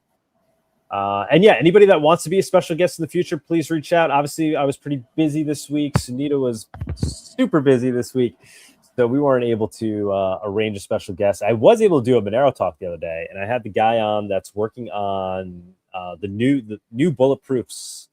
So Bulletproof Star. Very exciting to have him on. Unfortunately, the communication wasn't that great. In terms of English not being his first language, no fault of his. I'm glad he was willing to come on. But yeah, the communication wasn't that great, but it seemed very exciting. I mean, what I took away from that is he is working on a updated version of Bulletproofs that is using these folding mechanisms that will essentially add further efficiencies to Bulletproofs. And it harkens back to when Bulletproofs was first implemented in Monero back in like 2018. And that was a very big moment for Monero. And it took transaction fees down from like, I forget what it was, but it was tremendous decrease. And it went down to basically from almost like $1 to cents, or, you know, in tens of cents to singles of cents, and reduced transaction sizes overnight, and the fees. So hopefully it's not entirely clear to what degree we'll see improvements in terms of sizes and fees. But there certainly will be, my understanding is there'll certainly be a significant improvement if he's able to, achieve what he's looking to achieve here. So that was cool. But I did that show, I think, on Wednesday, or no, maybe Thursday night. But yeah, back in action for Monero Talk and Monerotopia. Sorry we didn't have a guest. Please reach out if you guys want to be a guest in the future, and we'll continue to reach out to people. Easiest way is email us, monerotopia@protonmail.com. That's the easiest way for us to keep track of things like that. So email us, monerotopia@protonmail.com, if you want to be a guest on Monero Talk, or if you want to be a Monerotopia special guest. But we do have some of our favorites here today. Alaska, what's going on, man?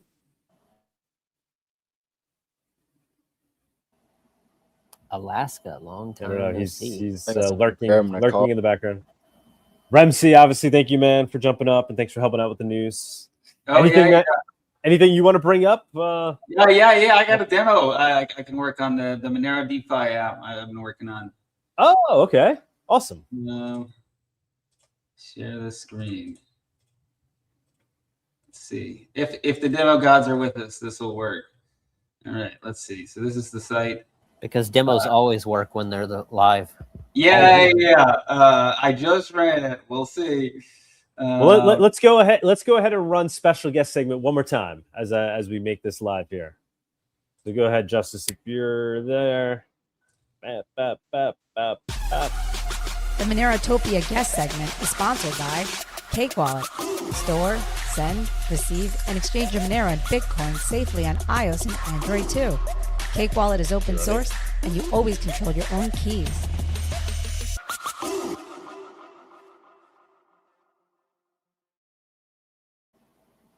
Cake Wallet is going to be happy. They got their ad run twice.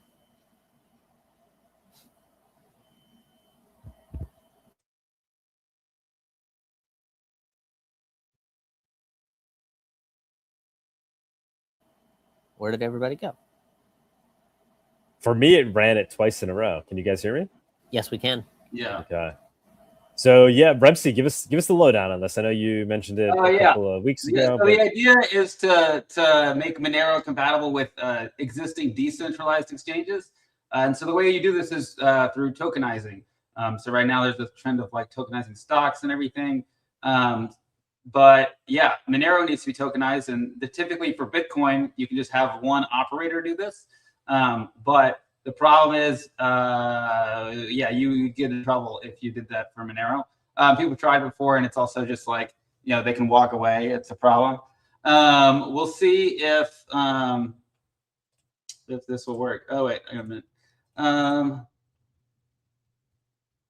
yeah, it looks like I'm like running into issues here. So maybe another day better for this. But yeah, basically I have like a very small, I'm testing with very small amounts right now. So it's just still just trying out to do. I eventually want to put this on Ethereum and stuff. But yeah. What is it on? What is it on now? What is it? Gnosis chain, which is an Ethereum L2, or it's a side chain or something.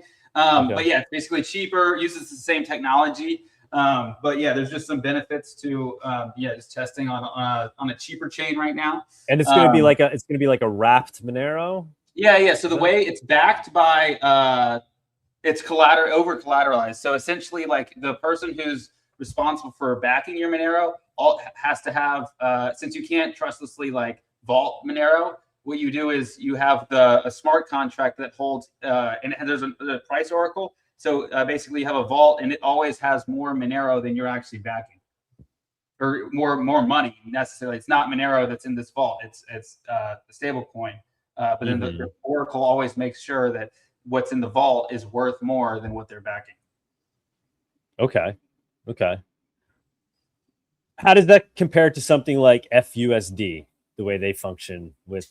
I think that uses over collateralization as well. So that works a similar way where I believe they use Xano as the base currency. And so there's a price oracle that says, what's the price of Xano? And we have a vault of like, I think they keep it like pretty stuck. I think it's like almost like 900% or something. I think maybe there was some volatility, it went underpriced. But yeah, basically it's like there's a giant pool of Xano, and then the price oracle always makes sure that the vault of Xano is worth more than whatever the amount of FUSD they've minted. So yeah, it's called a collateralized debt position, and it's pretty established protocol for DeFi. MakerDAO was one. And there's no existing implementation like this for Monero. Like, not for Monero, no. Okay, that's crazy. That's awesome that you're doing it. Yeah. I mean, yeah, I guess there's business risk. It's like if you're running a business, like you're focused on one thing, and then if you can't really like say, okay, we're gonna do this side project that's kind of like risky, and like there's just risks if you're like running a business of creating this. So it's kind of like has to be done by an individual. Yeah, but yeah, I've been working on it for like various instances of the protocol for a year now. Yeah, me and my friend, we talk about it a lot. Very cool. And will there be some kind of way for you to monetize it, or? Yeah, so the way my intention to monetize it is just as a front end, and then also routing. So for instance, Change Now, when you use it, you can go from Monero into any token. So I want to have essentially a Change Now interface, but actually you can't get rugged by Change Now. Like Change Now can theoretically surprise KYC you, and also Change Now is just one entity running it. Whereas I am running, like I can run my own, like basically kind of trustless version of Change Now, and I can basically route through my fees. And so someone who wants to go from Monero into a specific token would go through wrapped Monero, which also touches like DAI and everything. And so I would route through there's routing for DeFi, like on like this thing called like Li-Fi.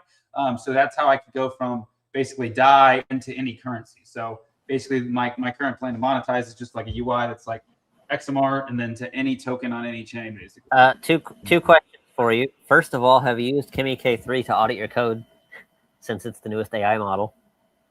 I use GLM right now as my go-to model. Kimi K3, I think, had some availability issues, at least last I checked. I'm very familiar with the Kimi models. I obviously I love the Chinese for open sourcing the models. Like they're great. I love the Chinese. Definitely on the Chinese side here. Like it's hard to like what like the American AI is just so hard to cheer for, and they act like they're the good guys, and that we got into this situation. It's very odd. Not to change the topic, because I do want to ask you another question, but yeah, with regard to this, what is it, Kimi, whatever it's called?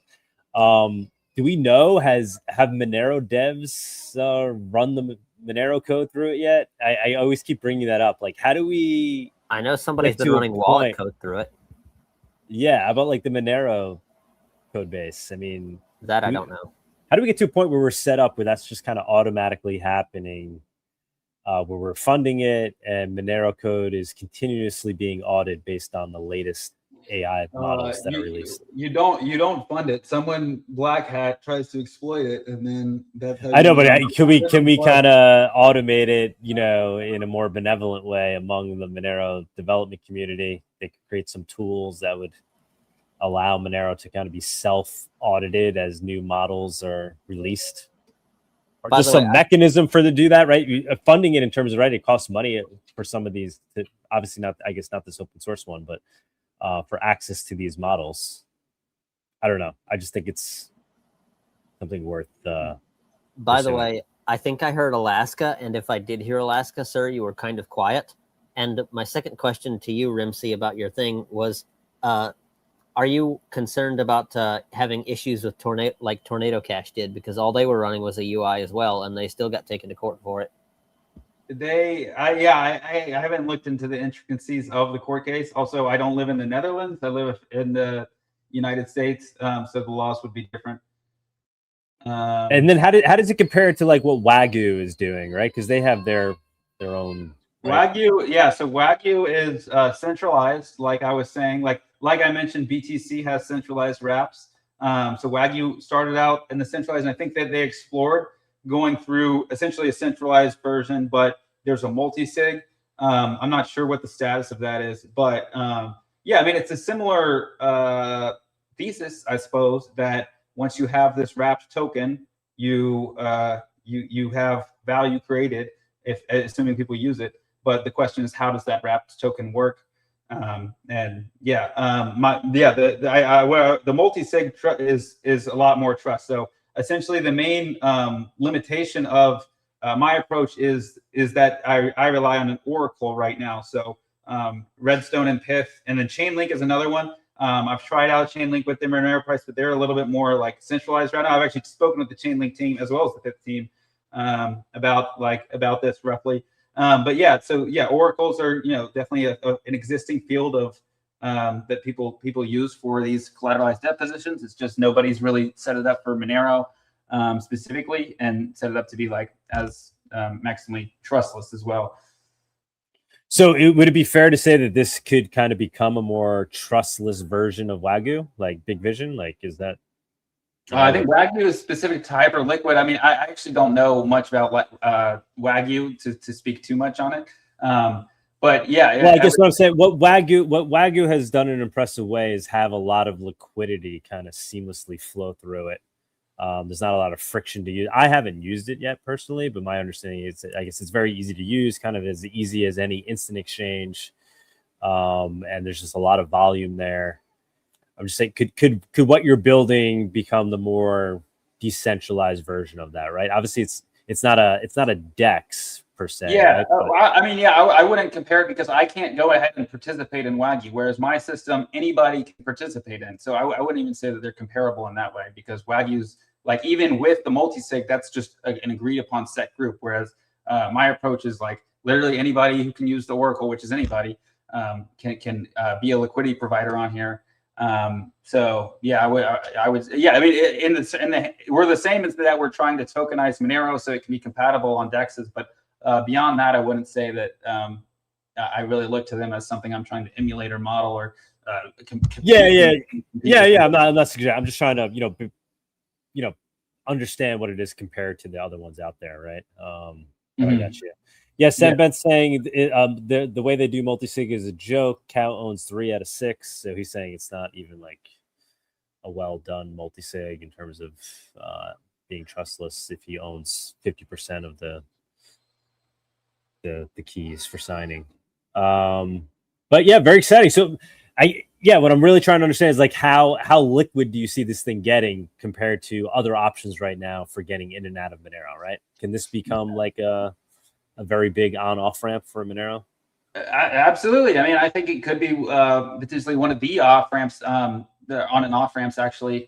So yeah, I mean, right now I'm testing on Gnosis, which is kind of less adopted chain, but eventually Ethereum mainnet, like maybe like as I test, like it's going to take a while to test because of like the liquidation mechanics. I need to like test while Monero is like actually moving in price and stuff.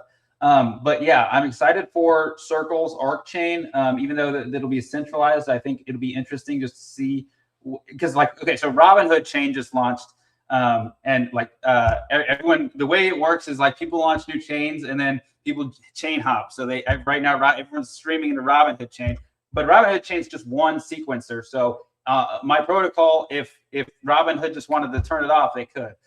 So I wouldn't really want to deploy on Robinhood chain. Circle, I think, is still going to be centralized in that way, but I think I just am more interested in what they're doing because they have a dollar native stablecoin to the chain. So when they launch, I just kind of want to deploy the protocol there and just see what happens if I like catch any volume from just like the rush that happens every time a new chain launches. But then yeah, Ethereum mainnet is the more like decentralized approach. Obviously, there's gas fees. that go with that. But yeah, essentially, yeah, once you can go from Monero into any token, I think that people hopefully should use it. If you're looking for cheap gas fees, why not Solana? So it's a different. I have been working on Solana. I actually tried to they have like a startup they have a hackathon program. I've did their whole pitch thing. So I've got an honorable mention one time, and they actually had me fly out to Japan to they gave me basically a grant. And so then I did their second startup village, and I was working on basically bringing Monero to Solana, but it's a different programming language. So if you write your smart contracts in Rust, yeah, it's just a different tech stack. So I've been kind of on the Ethereum just because that's been what I'm more familiar with. But they only open to the Solana. It's just you have to pay to deploy on there. So deploying a token, you have to set this rent and stuff. And then yeah, also I'm just less familiar with that tech stack. But yeah, open to Solana. Obviously, want to maximize the chains that are using the protocol because the protocol can work on any chain. And now, if we're talking about Telegram, I mean, Monero's market cap is larger than Gram, so maybe it's not worth the time to deploy in there. But if we can make Monero usable inside of Telegram, maybe it is.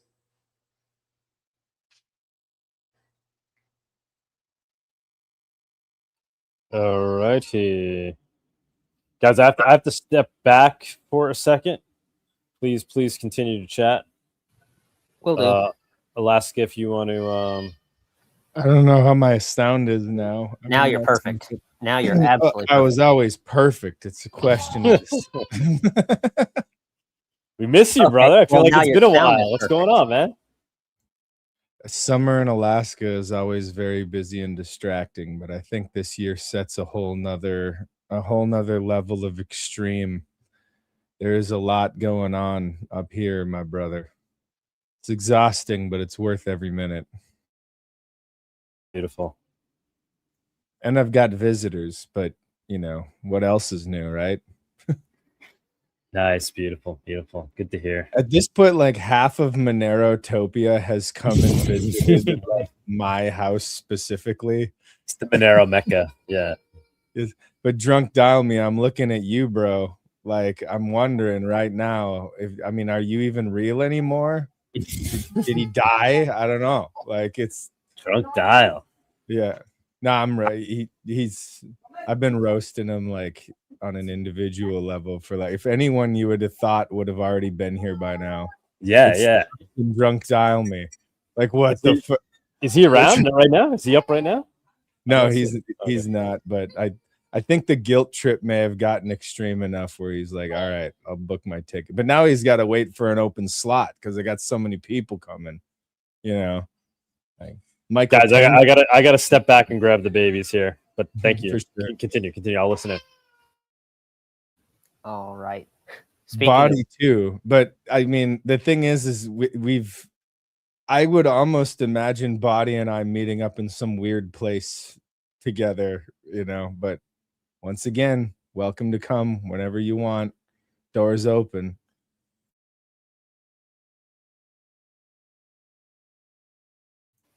Speaking of drunk dialing, I'm actually trying my hand at making homemade wine. Oh wow, that's classic Southern. That's what all country songs sing about. I haven't gotten around to it, but wrong choice wine. It's why I hail the Queen. It's a weird thing to say. High quality moonshine up here for Monero. It's a weird thing to say for an anarchist to hail the Queen. But I'm a beekeeper, so maiden it should be. That's a good one. And at some point you have to admit that, all of your bounty is in fact owed to the Queen, right? I think there is a Monero apiary on XMR Bazaar, but I won't swear to that. I want to say there is, though.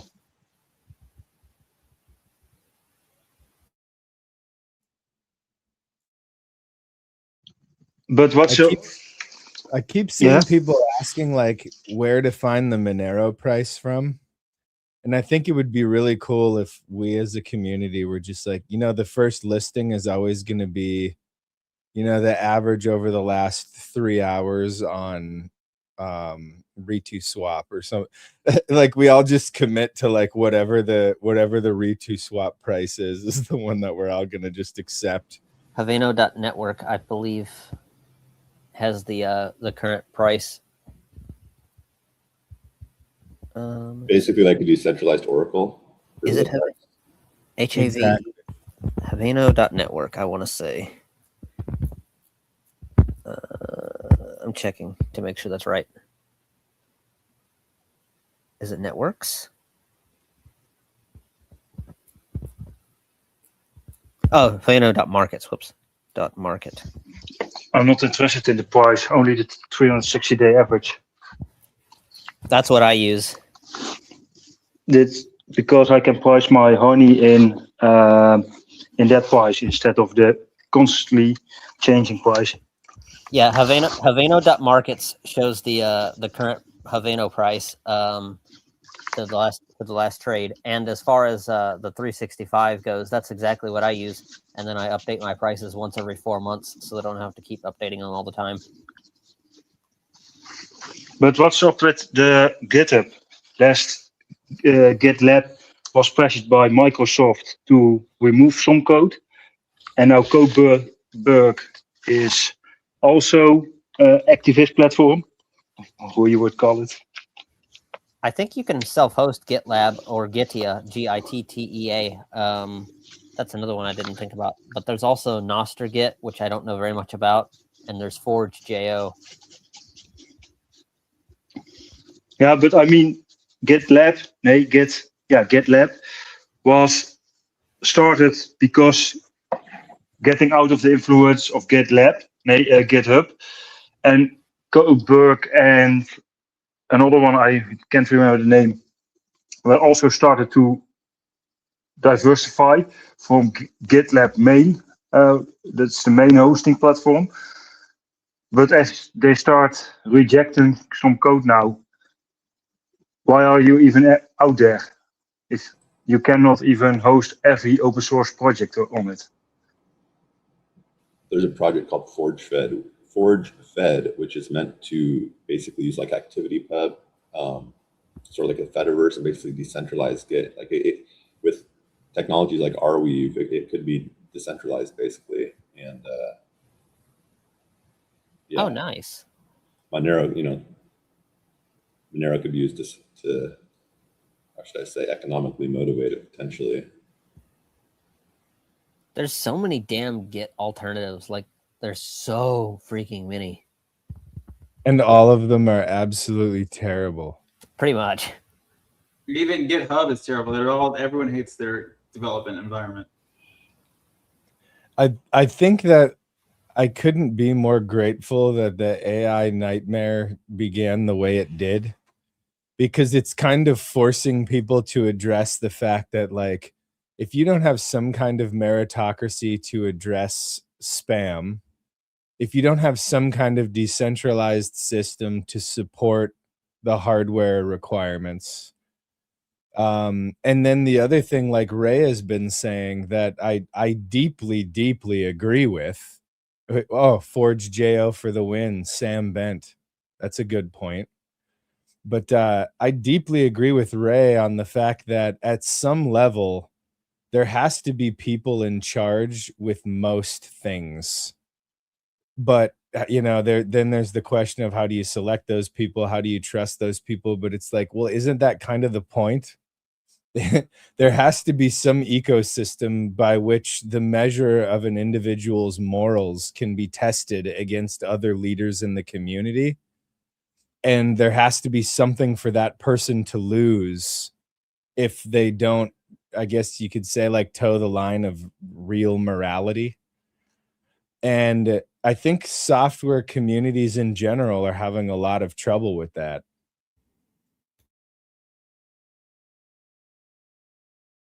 Having a ethic at the base, are you saying?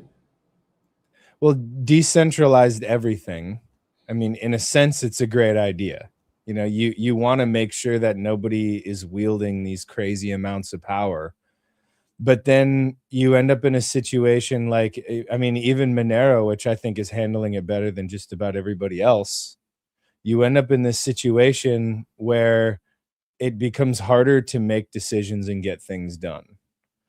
And that compromise has always been somewhat of a battle, you know? It's and how do you solve that? Well, I think that leadership has been undervalued in the decentralize everything community. And we still to this day end up in a situation where leadership is where we derive a lot of the value that we have in the Monero community. You know, like the people who are running the project right now have been unbelievably good for the job. But we have to be honest with ourselves right now. If people who had a sabotaging influence ended up in a position where, you know, they're in charge of the repo, for example, we're going to have problems to deal with, you know? We got a quote from Quadricell at this guy has a video on setting up some self-hosted GitHub alternatives. His channel name is Zachxbt. He also accepted XMR donations and recently set up an XMR chat. Check him out. So there is a link on YouTube for that individual. Shout out DACCTL. How many people sort of control the development ultimately? Like if people wanted to say, we're going to implement this feature in Monero, like is it like 3 or 5 people or 2 or 3 dozen? Or go ahead, REMsee. I mean, yeah, it's hard to say. Like, I mean, if you go and like try to post some slop, like, no one's gonna like. If you're like, hey, let's I don't know, Alaskanon wants to like increase the tail emission. If you go and like seriously try to explain that, like, no one's gonna even like really acknowledge it, honestly. Even though Alaskanon would probably not like that. Yeah, so it kind of depends on like what you're trying to contribute. If you like legitimately come up with some brand new cryptography and everyone's like, wow, yeah, we should do that. That's kind of like what Luke Parker did with full net chain membership proofs. He like kind of invented the concept, but then the implementation was like a team effort. But yeah, I mean, obviously anyone can go and you know, run their own project that uses Monero however they want. So that's as far as the core team goes. Yeah, I mean, honestly, I don't really know. And as far as Git goes, Git itself is already decentralized, and the original way to handle like an issue tracker was through a mailing list, and email is also technically decentralized. That's how you used to do things. That's how Linux is still developed. They use a mailing list. The reason GitHub is so wanted is because of, you know, the issue tracker and the what is it called, CI/CD, all that stuff. Gitya can do that as far as I know, and Forgeo as well, which we already mentioned. But if you want to host like your own code Git repo, you can just do it with Git itself. You can do it through SSH. So if you have a Linux server, you can just install Git on there and, you know, designate some folder for Git repos and set them up as remotes on your laptop, and there you go. That's all you need. And anybody can do this. Like, Git is meant to be decentralized, so the whole thing with GitHub is, you know, your average Microsoft tier, embrace, extend, extinguish. I mean, I think the issue is public persistence. If somebody wants to put a open source project on the internet for everybody to collaborate on, yes, it's decentralized if it's on 2 or 5 or a dozen people's laptops, but then as soon as they're offline, it's like, I don't know. I hear what you're saying though. And then you've got the issue that everything that seems like it's decentralized is really not as decentralized as it looks. You talked about email. Well, email, yes, is decentralized, but try running your own mail server and see how difficult it is, and or if you're going to get blocked in the spam folders of everybody you try to email. Yeah, I've heard people doing that. Like, is it sort of like for the sake of doing it, but it's a lot of work to get on the good side of all the, you know, 70 or 80% of all the emails that won't block you. And then you've got like DKIM and SPKF or whatever, SPF or... Yeah, but those things are very easy to set up with OpenDKIM and OpenSPF, or what is it? Okay, I wasn't aware of those. OpenDMARC was the one. DMARC, that's it. Yeah, the email servers are Gmail, Yahoo, Microsoft Mail. They all subscribe to something called Spam House and some other ones, and they are very nasty. That's true. But if you don't use those, then you can just send email back and forth easily. Oh yeah, true. So it's true that most people use Gmail, and that is kind of a pain point. But that is, email itself technically is decentralized. Yeah, I'm using Proton. Yeah, Proton is okay. I want to see somebody come up with an email service that takes Monero directly, because apparently Proton's not going to fucking do it. Actually, they do it through an authorized reseller that sells gift cards for XMR directly, called Proxy Store. And one of the Proton, I don't know what role he is, but some staff at Proton talked about that on Twitter. Yeah, they said they were gonna do it, and I thought they were gonna do it directly, but apparently they decided to go with the gift card proxy store thing. It's kind of bullshit, but it's better than nothing. Proton is on the Monero shame list. You have a list? You have a Monero shame list? Is this posted anywhere? Yeah, it's MoneroShamelist.com. It kind of sucks that that website is AI made, and it's very obviously so. Yeah, that's true. Makes it look a bit cheap. Proton is in Switzerland, isn't it? Tutanota in Germany. Yes. It's not that far, but I don't have the time nor the money to travel to their headquarters and ask them directly. But maybe it's an option. I use both of them in different capacities, and it's kind of a shame that there's always these compromises that people are choosing to make. But I also kind of look at it like even just demonstrating that the demand is there is likely to create a certain level of confidence for people to go for broke on a higher standard, And I like to believe that, obviously Proton and Tuta are making money. You look at how far they're getting and the improvements that are being made to their services and stuff. The demand is clearly there. Now, who knows if there's some black budget in the background, who knows, right? But the thing is hopefully it's created like a level of confidence in other people who would have the skill set to do something like that, only better. And then aside from that, all of the functionality that I get out of Tuta just for, giving people some one-time use email address and never having to deal with their bullshit again, right? Or some of the functionality that I get in Proton for some of the few privacy respecting businesses that I do business with on a regular basis. Just the file sharing functionality is quite nice. And even if it's a smaller pool of people that can look at it or whatever, at least it's not Google, I guess you could say. I gotta say, bro, some of Proton's suite and features and all of that are really, really nice. Hey, please mute yourself, hate all you want, but I've been using the crap out of it, and it's really nice. Proton is pretty good for what they offer. Yeah, it's like Google, but not Google, and slightly better privacy. But it's still email. Email is just not private. Period. Yeah, and people who talk to me regularly know that I am not Mr. Let's use email, right? I barely fucking use email. But the thing is there are people who use email, and having, and I would also point out having both is 10 times better than having one or the other. Yeah, but the thing is if that's what they want to use and they already use Proton, at least that, encrypted in both directions, whether or not it's actually true or whatever, it is a many steps above what was available to me without just, here's my money, thanks for this service, wow, this just always works all the time. I just can't. And not only that, but I have people who provide me with my own self-hosted email. I just don't have time to set it up, but they're people that I know, right? The people that I can look in the eye and be like, hey, make my shit work, and they do, and it works. So I got the self-hosted setups, the Proton setup, the Tuta setup, my own janky trying to do it myself, set up and all of that.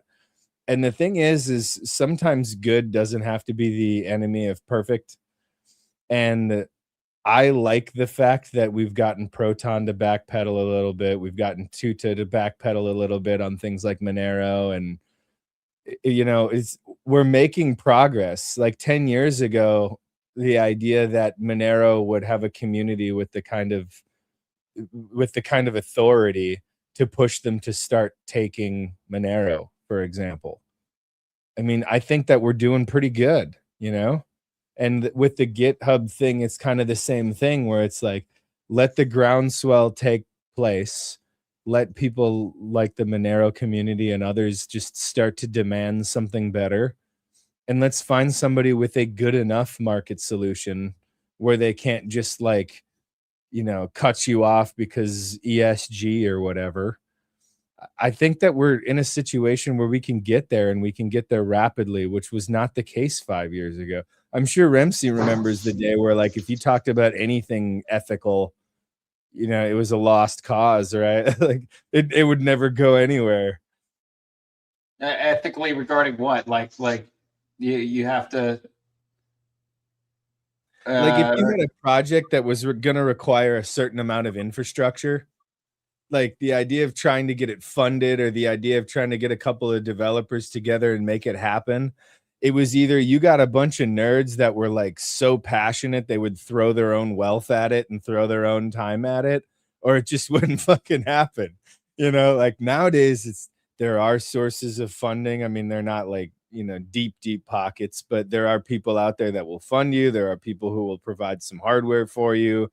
Like if you have a project and you really believe in it, getting it off the ground is easier than it used to be, like for sure. I mean, and for software projects specifically, I mean, the AI coding would be the easiest way. You just can't be blocked. Like there's no reason you can't write code at this point, even with the open source models. So yeah, that's definitely something. And then yeah, there's definitely good. The Kuno, I would say, is probably the best Monero fundraising system I've seen. For instance, I'm actually building on the atomic swap. Maybe it was a CCS proposal, but yeah, I'm actually building on top of the atomic swap protocol that was created by HBS. It was funded through crowdfunding. So yeah, I'm benefiting from donations that were made regarding Monero development. Yeah, that was the next direction that I was going to point as well. It's like, look at how much of the underlying architecture that's required to make any of this shit work is already built. It's available. I mean, yeah, you get varying degrees of jankiness, right? But the point is a lot of the groundwork for making things happen that exists today that just did not exist before. Or like, you know, some absolute script kiddie can put something together with AI. It can be a half decent functioning whatever. And then more talented people can come along and either clean it up or rebuild it where it's not janky, or, you know, and make it plug into what people have built on top of that. Like, and don't get me wrong, that's still a lot of work. It's still the stuff of nightmares for some people, but the fact that we're at least that far is very impressive. And not to sound like a broken record, but we have got to come up with something similar for the hardware side of things, you know, where there exists open hardware platforms that people can build off of without, you know, the corporate slop takeover of everything hardware that we have today. I mean, there's also you guys. What do you say? It's also you guys on Monerotopia to, if you introduce people to Monero and there are some problem, that you straightly go to the developer. Look, this is what happened. This is the problem. They can't use it, so they can fix it. But even then, you have some problems you're never gonna get rid of, like the CEO of Molvet donating to a party in Sweden. That's not the best party in my eyes. So there is always a problem somewhere. If it's a driver, is it hardware? Is it the resource? No, not the resource. The raw material manufacturer that does not deliver to an open source project because he only needs small quantities or something.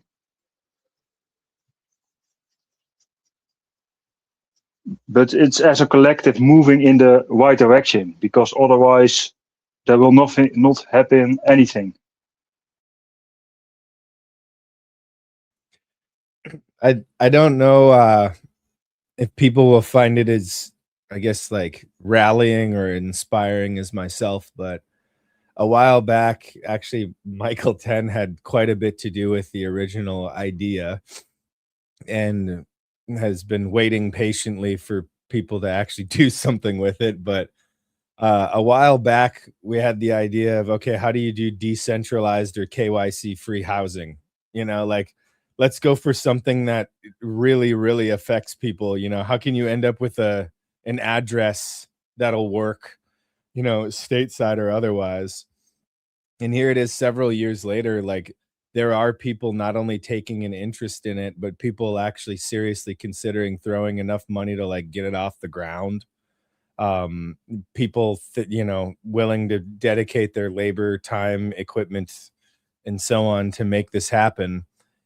And just like you were saying just a second ago, almost all of these people I met at Monerotopia, except for Michael. I met him before that, but these people, you meet them at Monerotopia, and they're just these super high functioning people that are very interested in getting these projects off the ground. And here it is 3-4 years later, and they're actually like boots on the ground doing stuff.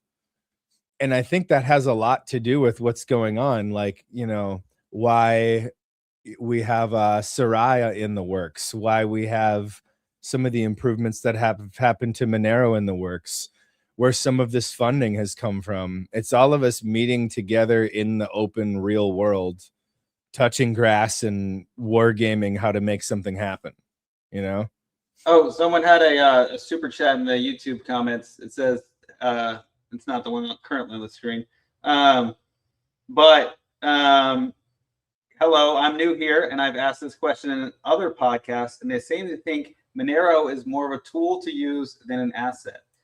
I would say that there's like, that's kind of like saying nobody lives in Florida. People just go on vacation there. It's like, yeah, it's both. Like, people live there, but also you can go on vacation and come leave. Like, it's both.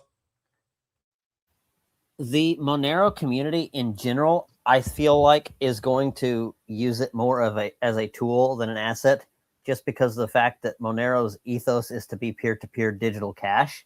So I think you're probably going to get more. The Monero community is going to say that it's a tool to be used when you need to use it, instead of an asset. The use case is storing the use case of cash is storing money. So it's like, if I go in, and like, by definition, you have to hold Monero for some amount of time. So for that period of time, you're using it as a store of value and as a private store of value. So it's like, yeah, that is the tool usage that you're getting out of it. And then, yeah, Monero has a circular economy. So you can, I mean, there's not really any other cryptocurrency that has like XMR Bazaar, like a focused market. And there's a lot of markets that only take Monero. But basically, there's some flow of Monero having a circular economy, and money goes in and money goes out. But generally over time, it seems like the circular economy is growing and more money is flowing in over time than out. I, of course, have something to say about that, but real quick, Quadrio Salata tipped some amount. Would it ever be considered to do a viewers offstage small hangout X times per month, but not on the live stream, perhaps after the show finishes? Actually, we do that. Yeah. I was just gonna say we do it all the time. So if people want to participate in that, you could come on viewers on stage and just hang out once we turn it offline. The after hours of viewers, let's say off stage, as you're saying, is easily where the best conversations happen. Like, you get on the show, then the show ends, and then people are a little bit more open and a little less guarded once the live button is off. And we have some of the coolest conversations you've ever heard. And thank you, Doug, for allowing those things to happen, because I can't imagine how much extra work that adds for you sometimes. But Justice, the hero of the day on that one, right? But I actually agree with what REMsee is saying about what Monero, let's say what it is right now. Everything that he's saying is exactly true on a fundamental basis for like what things are right now. But if you wanted to go a little bit deeper, the hardest part about money is we've become so entrenched and indoctrinated into the way things that are right now that people forget the fundamentals that underlie all of that stuff. Is nobody really actually wants dollars, Monero, euros. What they want is the stuff that it buys. And the function of money, and one of the things that gives it so much purchasing power, is its price discovery mechanism. And that's just a fancy way of saying, communally speaking, like the entire earth, what will such and such number of euros buy? What will such and such XMR or dollars buy? That's the question. And that's the price discovery part of whatever you're using as, quote, money, end quote. And what asset is supposed to mean and what currency is supposed to mean were highly specific for a reason. And it's become more ambiguous as money has developed its own value proposition the way that it has now. And so the word money and currency have become very muddled, and they were to begin with. But when people say, oh, Monero is more of a tool than an asset, they're kind of undermining their own argument. Because number one, tools are assets. You would never hire a carpenter that doesn't own a hammer. Okay, like this, they can't do the job efficiently. I mean, in theory, a carpenter can do carpentry without a hammer, but the carpenter, even if they're not as talented, who has a hammer, has a higher value proposition. Somebody who is trying to make a secure digital payment with a layer of privacy, I would argue you can't make any payment securely without privacy. But the person who is trying to make that transaction without Monero is the banker, or is the carpenter without the hammer. It's the banker without reserves. Monero isn't, you can't say, oh, it's not a tool, it's an asset, because the thing is, a tool is an asset, for one. And for two, what is it about the Monero that they're using it for that they can't find anywhere else? Well, the vast majority of the time, it's the privacy. So when somebody wants to make a transaction and they have to get out of Bitcoin to get into Monero to make the transaction to go back into Bitcoin, which is a lot of transactions, by the way. This makes up a huge number of transactions, not necessarily the total number of transactions, but the volume of the transactions. It's a very large number, and nobody knows just how big that number is, but you can certainly tell that it's a lot. And to say, oh, well, you know, it's just a tool, it's a pass-through, it's a whatever. Well, that's how a lot of things derived their value. So, for example, the grading system that was used for tobacco leaves came out of a system of using tobacco leaves as like a shortstop or a pass-through for other kinds of currencies, because people knew that it would retain its value over the period of time that they needed it. And then eventually tobacco became currency. And it was a more useful currency than the state-backed currency of the day for quite a long time. And Monero is emerging as something very similar. And I would even argue beyond that, Monero, it's offering a value proposition that's much greater than how tobacco became a currency. Because just like gold, it doesn't tarnish and wear out over time.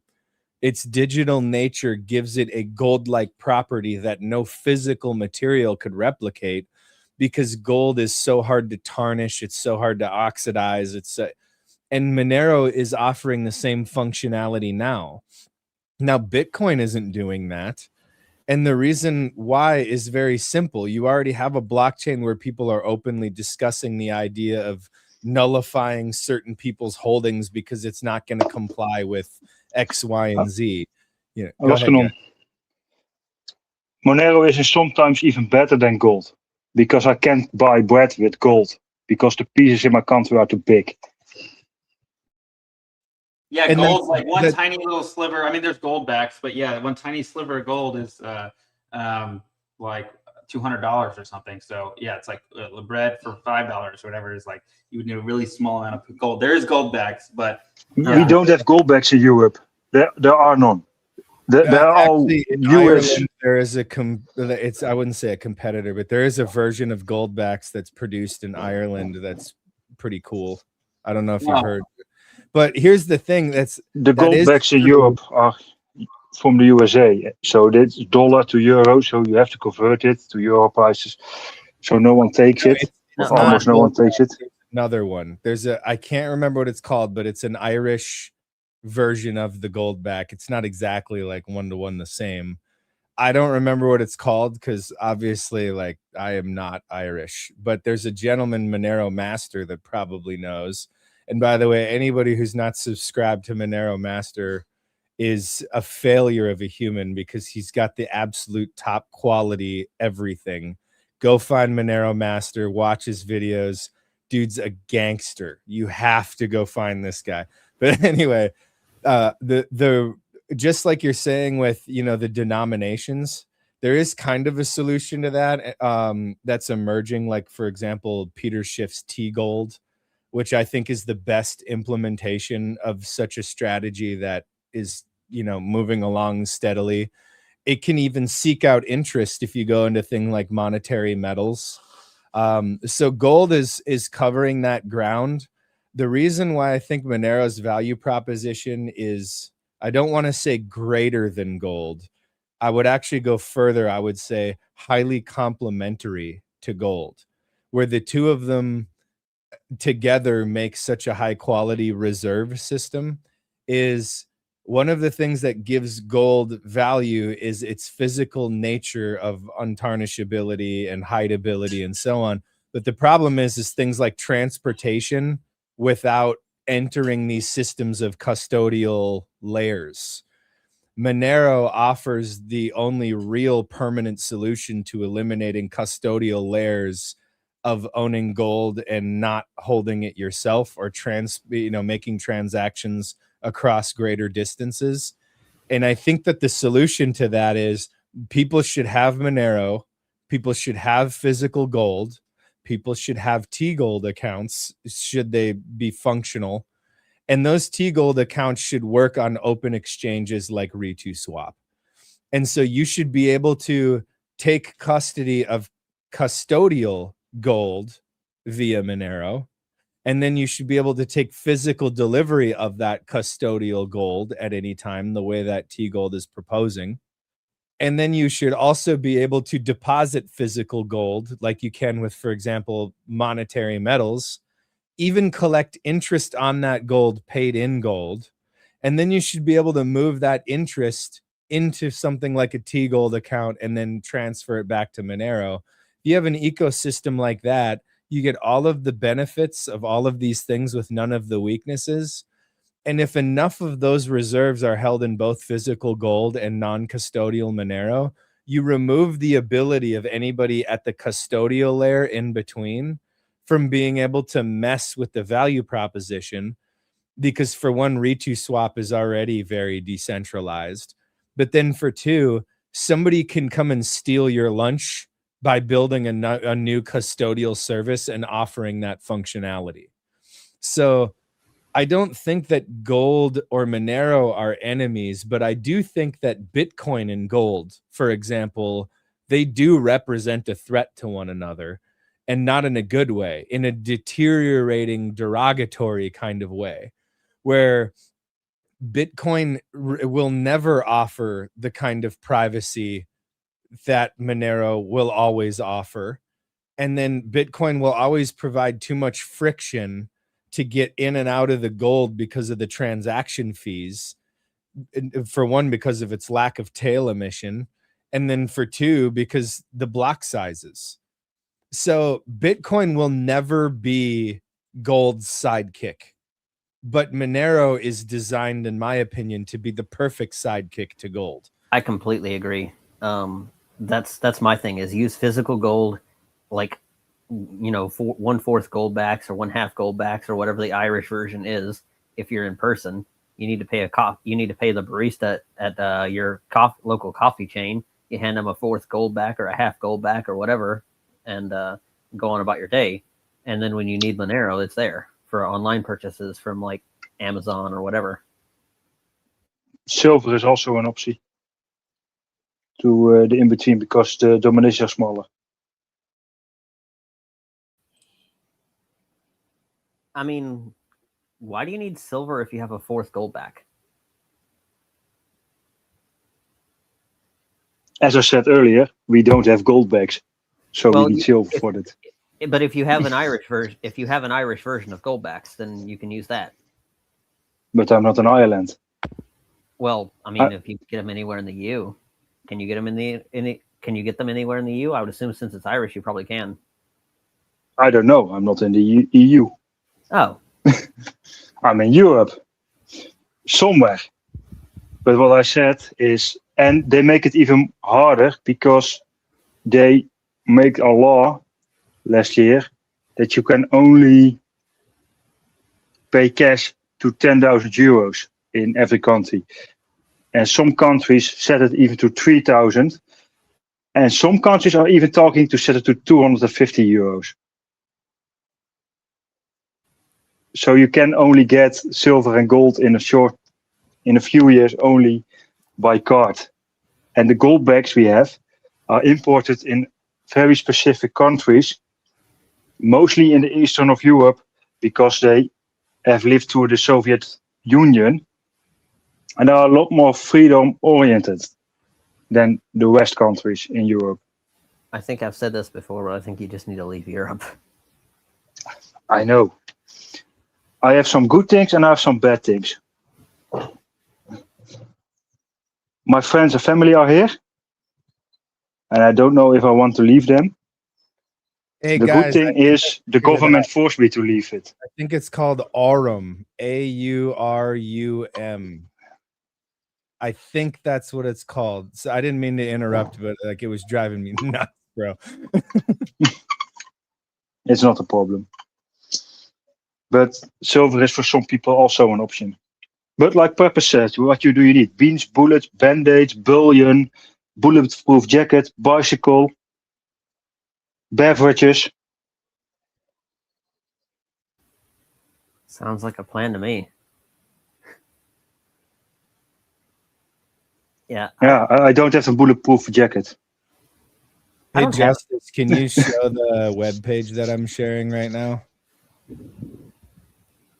I don't have any physical silver, but I do have a couple of gold backs. Are you guys seeing this? No. Seeing where and what? If Justice can share the screen that I have right now being displayed, it's a visual aid. He might not be here. I think he gave me a call and he said that he was kicked out and couldn't get back in. So I don't know if he's here or not. And he said he couldn't end the stream, so we'll just have to go forever. I'm cool with that. Well, I'll give people the link. It's VALAURUM.com, and I'll link it in the regular chat. I can't link stuff in like Google World or YouTube World. Maybe somebody who has an account on YouTube can share that to the YouTube audience. But yeah, that's the let's see. The Aurum, our flagship, brings gold investment into the 21st century. Each arm contains a precise micro layer of 24-karat gold protected by additional layers of durable polymer. This technology is used to create a way to physically own gold that is flexible, durable, and easy to store. It's basically gold backs. And it's a worldwide initiative which is protected by U.S. and international patents. But if I remember correctly, this one is produced in the EU, I think. But it's not the only one. There's also, yeah, I can't remember what the other one is, but there are versions of Goldback that are more readily available to international buyers and sellers. However, you can go onto this amazing website called xmrbazaar.com, and you can buy Goldbacks for Monero, get them shipped directly to your door. In fact, you get a better price than the market price. It's almost like an infinite money glitch to go get yourself some Monero, buy Goldbacks with it, and then go get yourself more Monero. It's great. Everybody should try it. XMR Bazaar is actually where I got my Goldbacks from. Yeah, it's KYC free gold, ladies and gentlemen, in small denominations for your up and coming zombie apocalypse.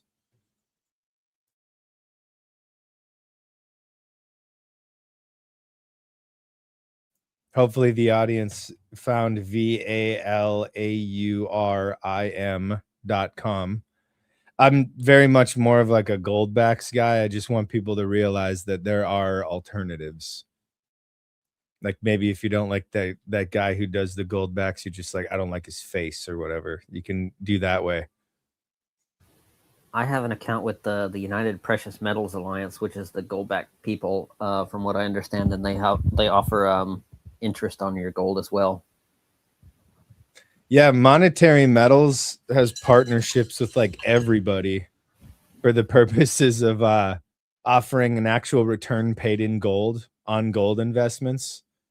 And it's gotten a lot more like lucrative and stable than when it started. It's very interesting, especially if you have like a decent amount of wealth that you're trying to park somewhere that doesn't just like lose money. It's a great way to go.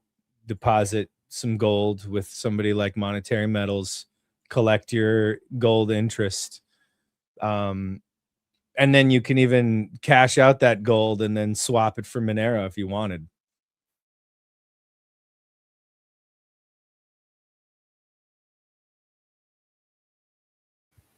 Yeah, gold is pretty awesome. Yeah, one of the things that I really want to see is investments made in Monero where the investment will accept Monero for payment, and then that Monero is used in terms of paying the interest on the loan. So you can invest in Monero and get paid your interest in Monero, like almost, shareholder style. So it's like a dividend of Monero for investing in a Monero-based business. Oh, that would be awesome. I just had an interesting idea in relation to that. So on Bitcoin.com, you used to be able to pay to mine Bitcoin, and you'd pay X amount, and you get X amount back, which was usually more. So what if in places where electricity is really, really inexpensive for whatever reason, there was something like that from Monero where you can, if it was trusted, you basically, pay $30 a month to mine Monero using really cheap electricity and basically renting hardware. One of my bros, I won't tell anybody who it is because I don't know that they would want to, but one of my bros is actually trying to do exactly that in Paraguay. And he's going through the actual struggle of like working with the power company to get hydroelectric power and all this other stuff. And I not to get Michael on a whole rant, although I really hope he does. A great place for the deployment of this concept would actually be inner city vertical farming. And I won't even get into why necessarily, other than to say inner city vertical farming can do all of this really, really cool stuff with the power grid and base load. And you could do the same thing with Monero, but what you do is if you have a small ecosystem of there's a food production version and there's a Monero production version. And so in other words, if there's too much food and it's not worth buying that power, well, then you can buy the capital to invest later in the form of Monero mining. Now, what if you had basically an ecosystem of you put your money in, and it's totally indiscriminate. It'll either take the Monero or it'll take the food futures, but it doesn't care which one it gets. I got an idea. Based on food price futures or based on Monero futures, which one the power gets directed to for the base load, or it might split it depending on the value proposition. There would now be a small ecosystem of futures that basically converts power at the base load that isn't being used. And that would also have the added effect of reducing everybody's power bill. I got an idea. How about this? You have remote gold mining camps using Starlink around northern Alaska or wherever, remote place with lots of gold and very cold. And then you offset the cost of mining Monero with heating. And then are you spying on me, bro? You're spying on me, aren't you? And just with satellites. Yeah,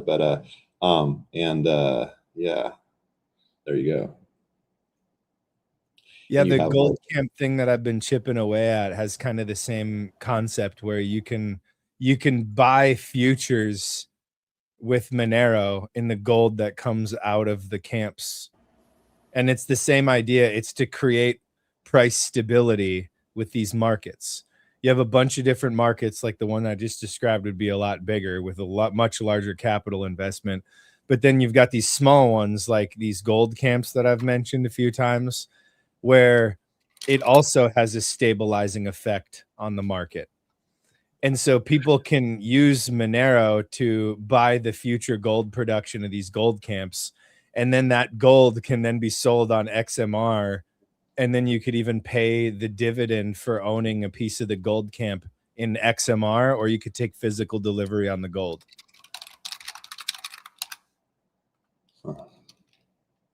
But for price purposes, you know, like we've almost killed the number go up community in crypto. Like you can see them barely holding on at this point. Could you imagine the stability that Monero would achieve if you could direct purchase for Monero things like gold futures on a small scale? Monero's stability would be absolutely incredible if we can start creating these linkages. And not only that, but now it's an interest-bearing asset with real stuff. No other crypto can compare.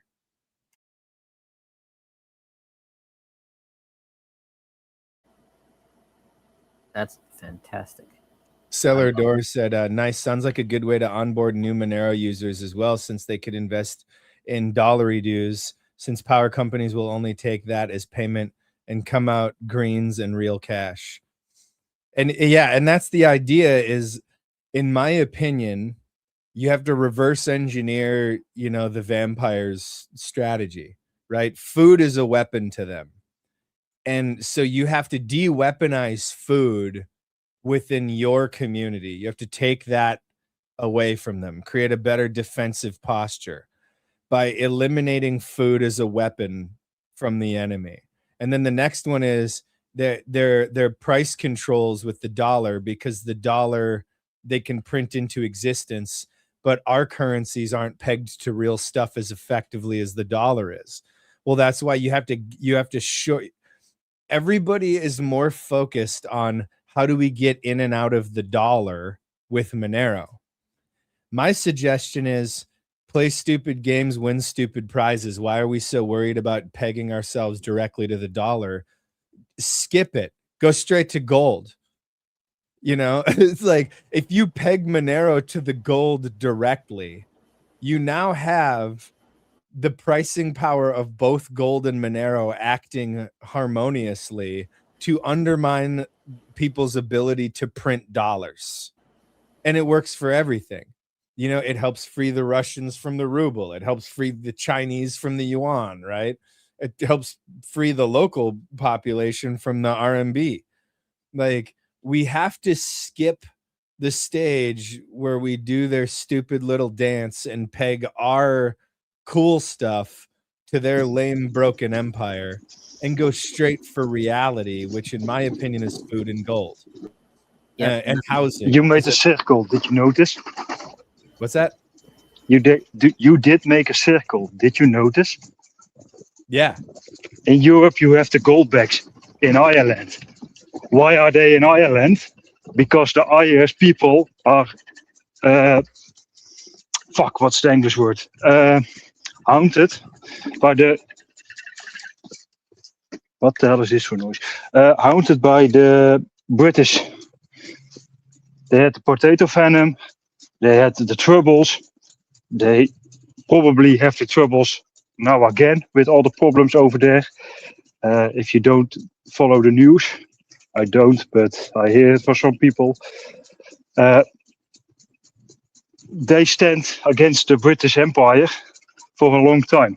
And Shortwave said, you need to leave Europe. How did that end for the Americans? They had a war, the War of Independence, and now they have their own corrupt government. You know, most people don't realize this, but there are books you can read that were printed, you know, in the early 1800s about like the way that what we would consider the UK today, but the way that like the English and so on felt about the Irish. And I mean, they were calling openly for like the full-blown extermination of Irish people, talking about them like there was subhuman and all of this other stuff. And all I can say to basically all of our friends across the world is, no matter what your phenotype is, you're next. They feel the same way about everybody. We are probably first instead of next. Yeah, it's pretty obvious who the targets are today, and it's pretty obvious who those responsible are today. But the thing that I would say to people who think that they're like in the in crowd, no, you're not. I mean, look at what feminism did to women, right? Like, you were expendable all along. The agenda doesn't actually care about you, you know, and it never will. What feminism did to women was go work, pay taxes, and become like a man. Offer yourself for the greater good instead of your child, only for the state to tax you. Yeah, and I mean, it goes back to we have to make the circle, right? We have to make the circle like the healthy circle.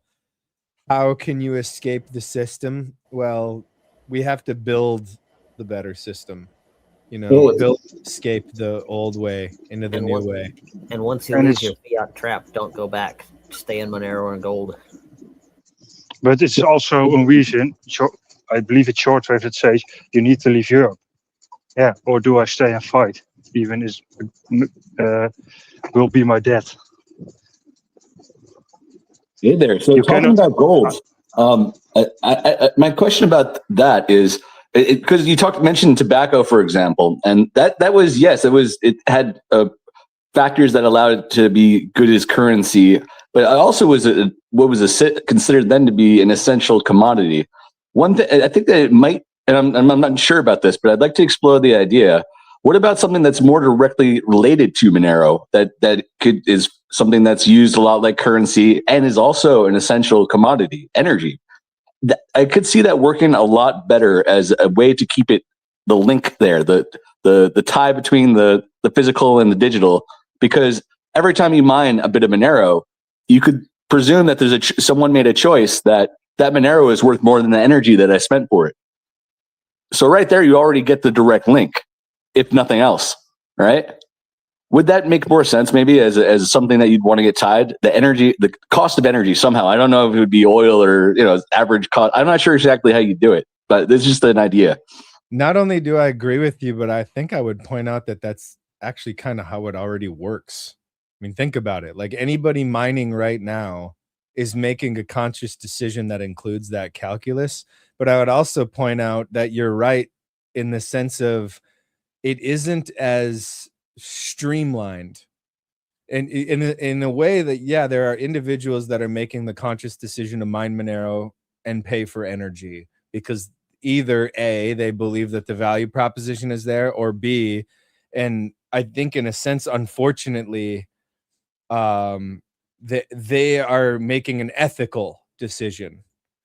So if I mine Monero in the summer in Alaska, because I don't have the solar array required to do it as cheaply as I could here, I'm making the conscious decision to lose money in dollar terms to turn electricity into Monero.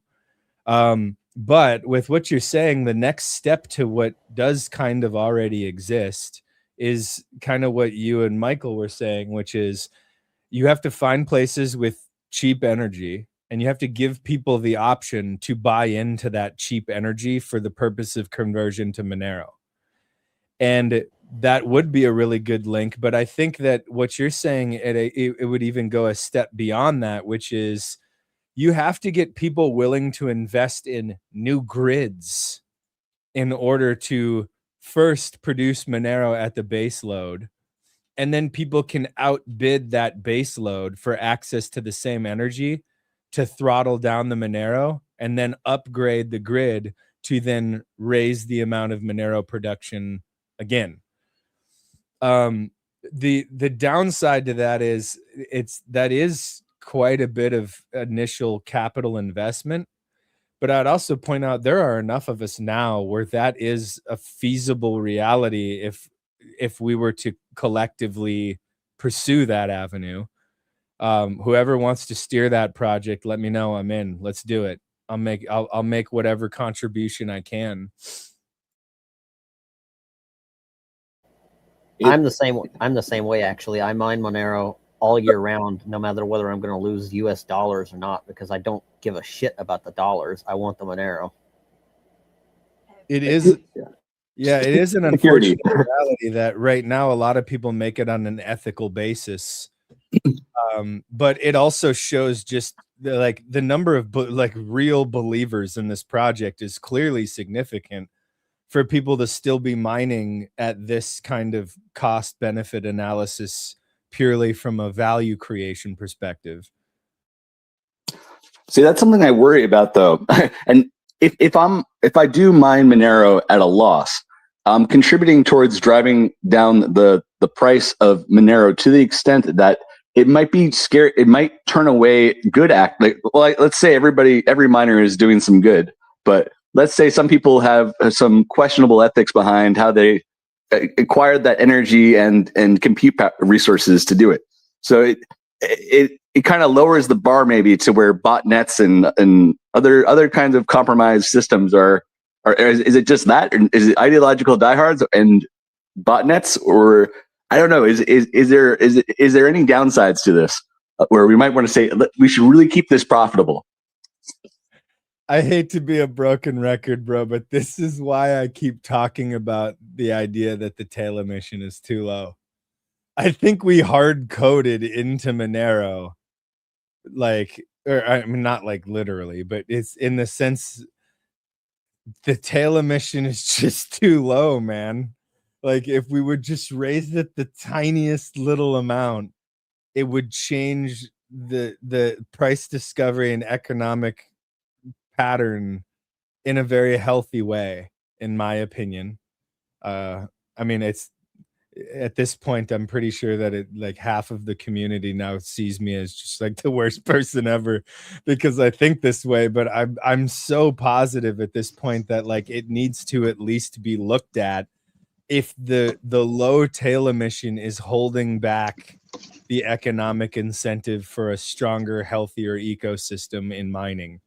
It surely does, because you can't, relying on charitable miners is the opposite of how we got to Bitcoin's success as the Byzantine general problem anyway, to begin with.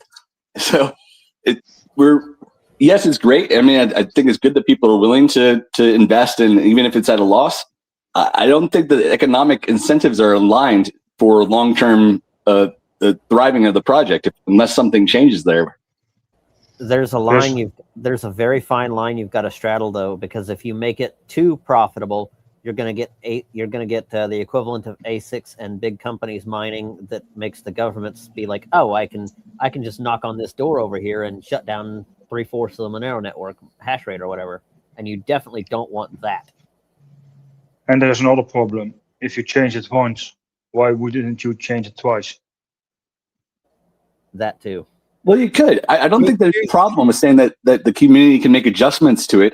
It's never relied on the whole worshipping of the hard cap of 21 million. Anyways, I mean, there's some help to with some small inflation because coins get lost, the economy grows.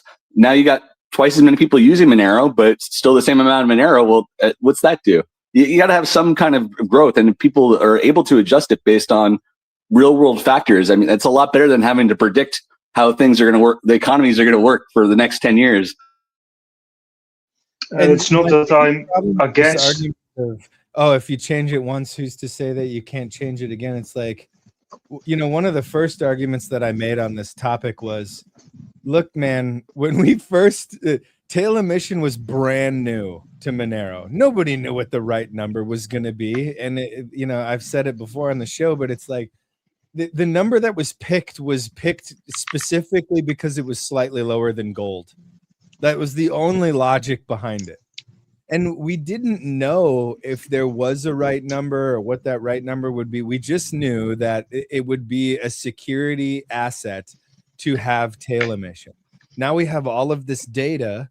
And in my opinion, the data is pointing to the idea that it's too low. But the other thing is, if it's possible to change, it doesn't matter if you've done it once, twice, 20, 30, 80 times.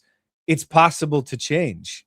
So whether or not you've done it, it's still reality that it can be changed. And that's one of the arguments in favor of crypto. You know, and like if we're saying, oh, well, we need to ossify this one feature of Monero.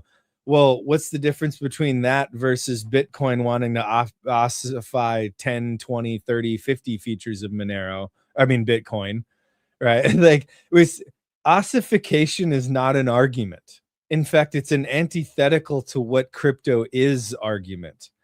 And not only that, but it's not like there is a hard fork, therefore everybody must comply. Like, people still have a vote to either go along with it or not. And the people who have that vote, you're almost forcing the issue by saying, hey, the people who develop this have decided that perhaps this is a better tail emission. This is included in the next hard fork. Let's have a public discussion. And if it's a 50-50 split, we'll let it fucking split. Who cares? Like, it's if that's what it takes. And then now what's really cool is now you have two blockchains with two different ethoses.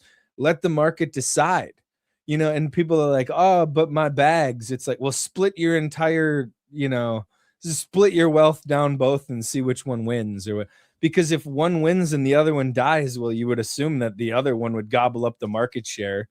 And if you did a 50-50 split, most of your value is retained anyway. I think that people making this argument of, oh, if you change it once, you can change it again. And it's like, is that a bad thing? What are we, Bitcoin now? Like, and there are other things you can do, because changing what you said, it's slightly lower than gold, which was a good argument at the time. Indeed, if the data points to something different, maybe we should change it. And with we, I mean the developers, because I can do it. But you can also make it dynamic. If there are too few miners, it goes to 1 Monero every block. And if it's too many, it goes to 0.6 like it's now. And that was, in fact, I would even go so far as to say, like, under certain circumstances, the new Monero minted could even reach 0. You know, where it's like transaction fees only or whatever, to make it more expensive for it. And I don't pretend to know what the right number is, but here's the thing. In a pool of value as large as gold, a greater than 3% inflation rate for what, over a decade now or something like that, and the price is going up in dollar terms, in purchasing power terms, in all of these other ways, the idea that, you know, what Monero currently has for an inflation rate, you know, if you raise it, it's going to devalue the currency. Well, we have absolute empirical proof that that is not fundamentally true. I'm not saying that it wouldn't be true in the case of Monero, but we have proof that gold has absolutely rejected that concept, that you can have a 3% inflation rate and still an increase in purchasing power. And it's like they set it based on the historical average of gold. They didn't set it on the recent historical average of gold, or it'd be 3x what it is now. And Monero mining would be profitable. And it would be even more decentralized who has Monero and who doesn't. Like, we have the proof that something like this could be a good move. And I'm not seeing enough like conscious thought on the topic, and I'm seeing a lot of religious zealotry. And I was trying so hard not to rant about this particular thing, so I'm gonna come off it a little bit. But the thing is I mean, think about what Screamer is saying about this idea of, do we want to bank on the principles of Monero indefinitely for our mining? And there is already some suggestions to solutions out there. You know, who's going to do the work of figuring out how it would be implemented and how you could make it dynamic and how to prevent people from, you know, capturing the mining area.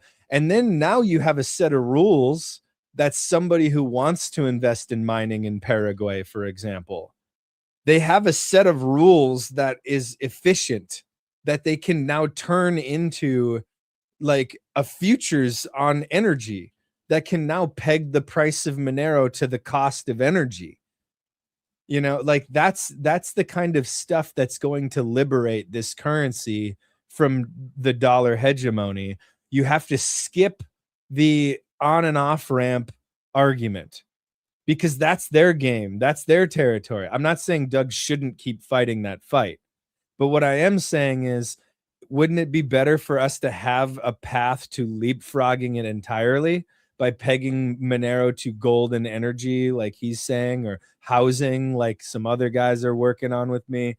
If you can peg Monero directly to your food, your housing, your energy, and your store of value needs, if you can get that pegged direct to the assets that control it the most, you have basically eliminated the need for a dollar on and off ramp. Now, is it more work? Yes, but it's a permanent solution. And and not only that, but now you're in a situation where, remember the very, if people even remember this far back, one of the very first questions that we had about all of this was, is Monero a tool? Is Monero an asset? It shows that people haven't even like really dug into the definitions of these things, and that's not meant to be an insult.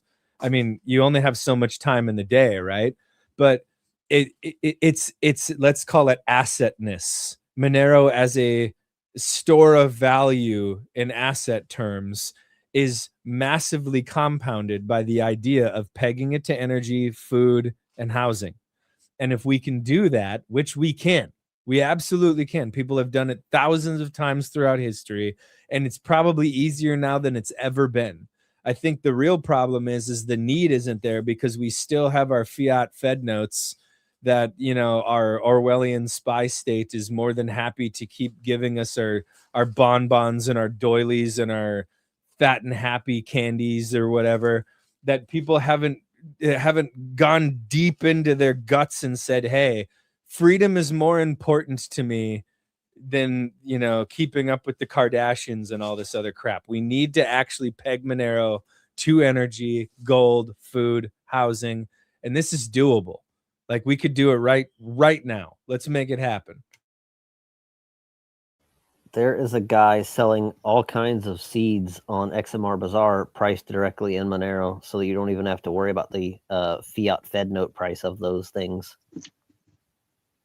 What are the Kardashians? They're like these freaky frog-looking hybrid creatures that are made mostly out of plastic. Is that Playmobil or Lego? I mean, they're certainly constructed, so I guess I would lean towards Lego. You can buy 1,000 tomato seeds for 30.99 Monero, and you can buy all kinds of different heirloom seeds for 91.99 Monero. Are they also organic? That I don't Well, know. heirloom seeds are kind of, in a sense, always organic. I mean, they're a lot of them at some level are still kind of hybridy. But the idea of heirloom seeds is, it's that strong genetic lineage that goes back to kind of the roots of the crop. So, for example, like if you have heirloom broccoli, well, it's still cut down from like the root plant being a brassica. However, there's basically a fixed point in which people say this version of broccoli is what makes it heirloom. And I could be a little off on this stuff, but my understanding is basically like it would meet the definition of organic that most people are thinking when they use the word organic.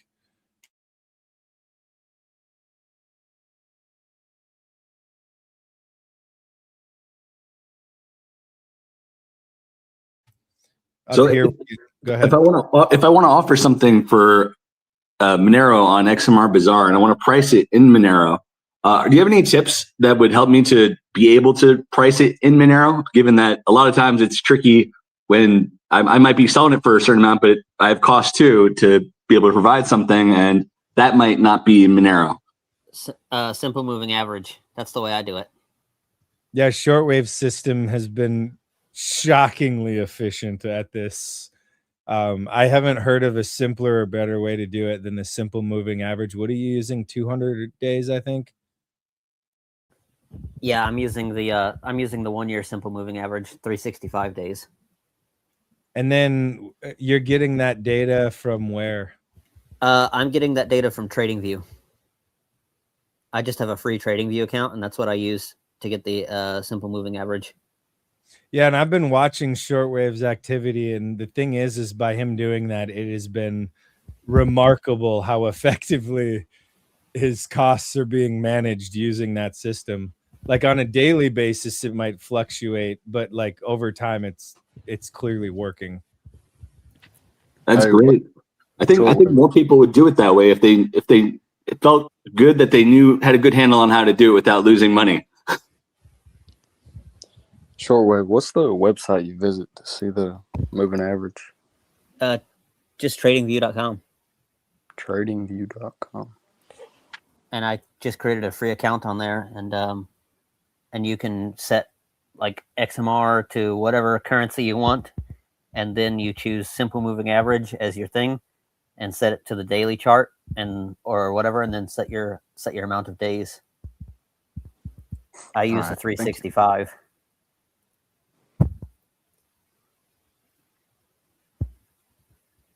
Because that way you stop the daily fluctuations, and you make sure that way you can stabilize your prices so that you know that you're going to get enough of whatever other currency that you have to get in order to purchase that thing for that person.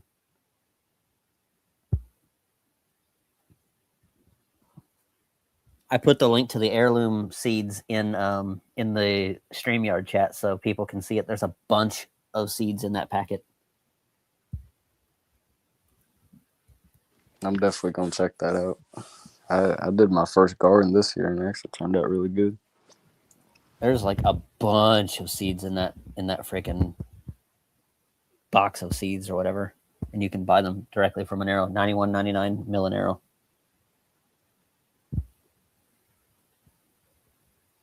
$91.99.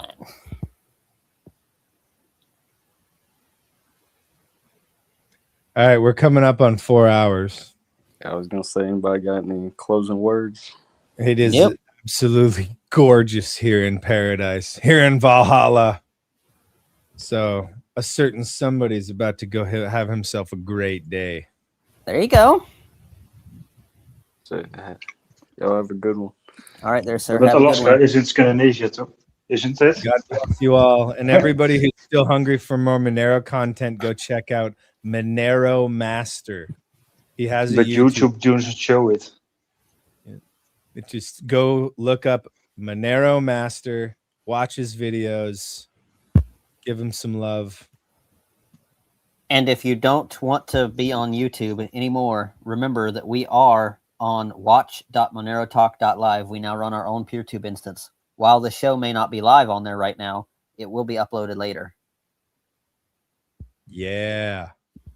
And for those of you who are watching it that way now, all three of you, we love you and you're the best. Thank you for joining us on this week's Monerotopia episode. We stream live shows every Saturday at 11 a.m. Eastern. You can find and subscribe to our show on YouTube, ODYSEE, Rumble, Twitch, iTunes, Spotify, or wherever you listen to podcasts. Don't forget to follow us on X or join us in the Monerotopia Telegram group. See you all next week.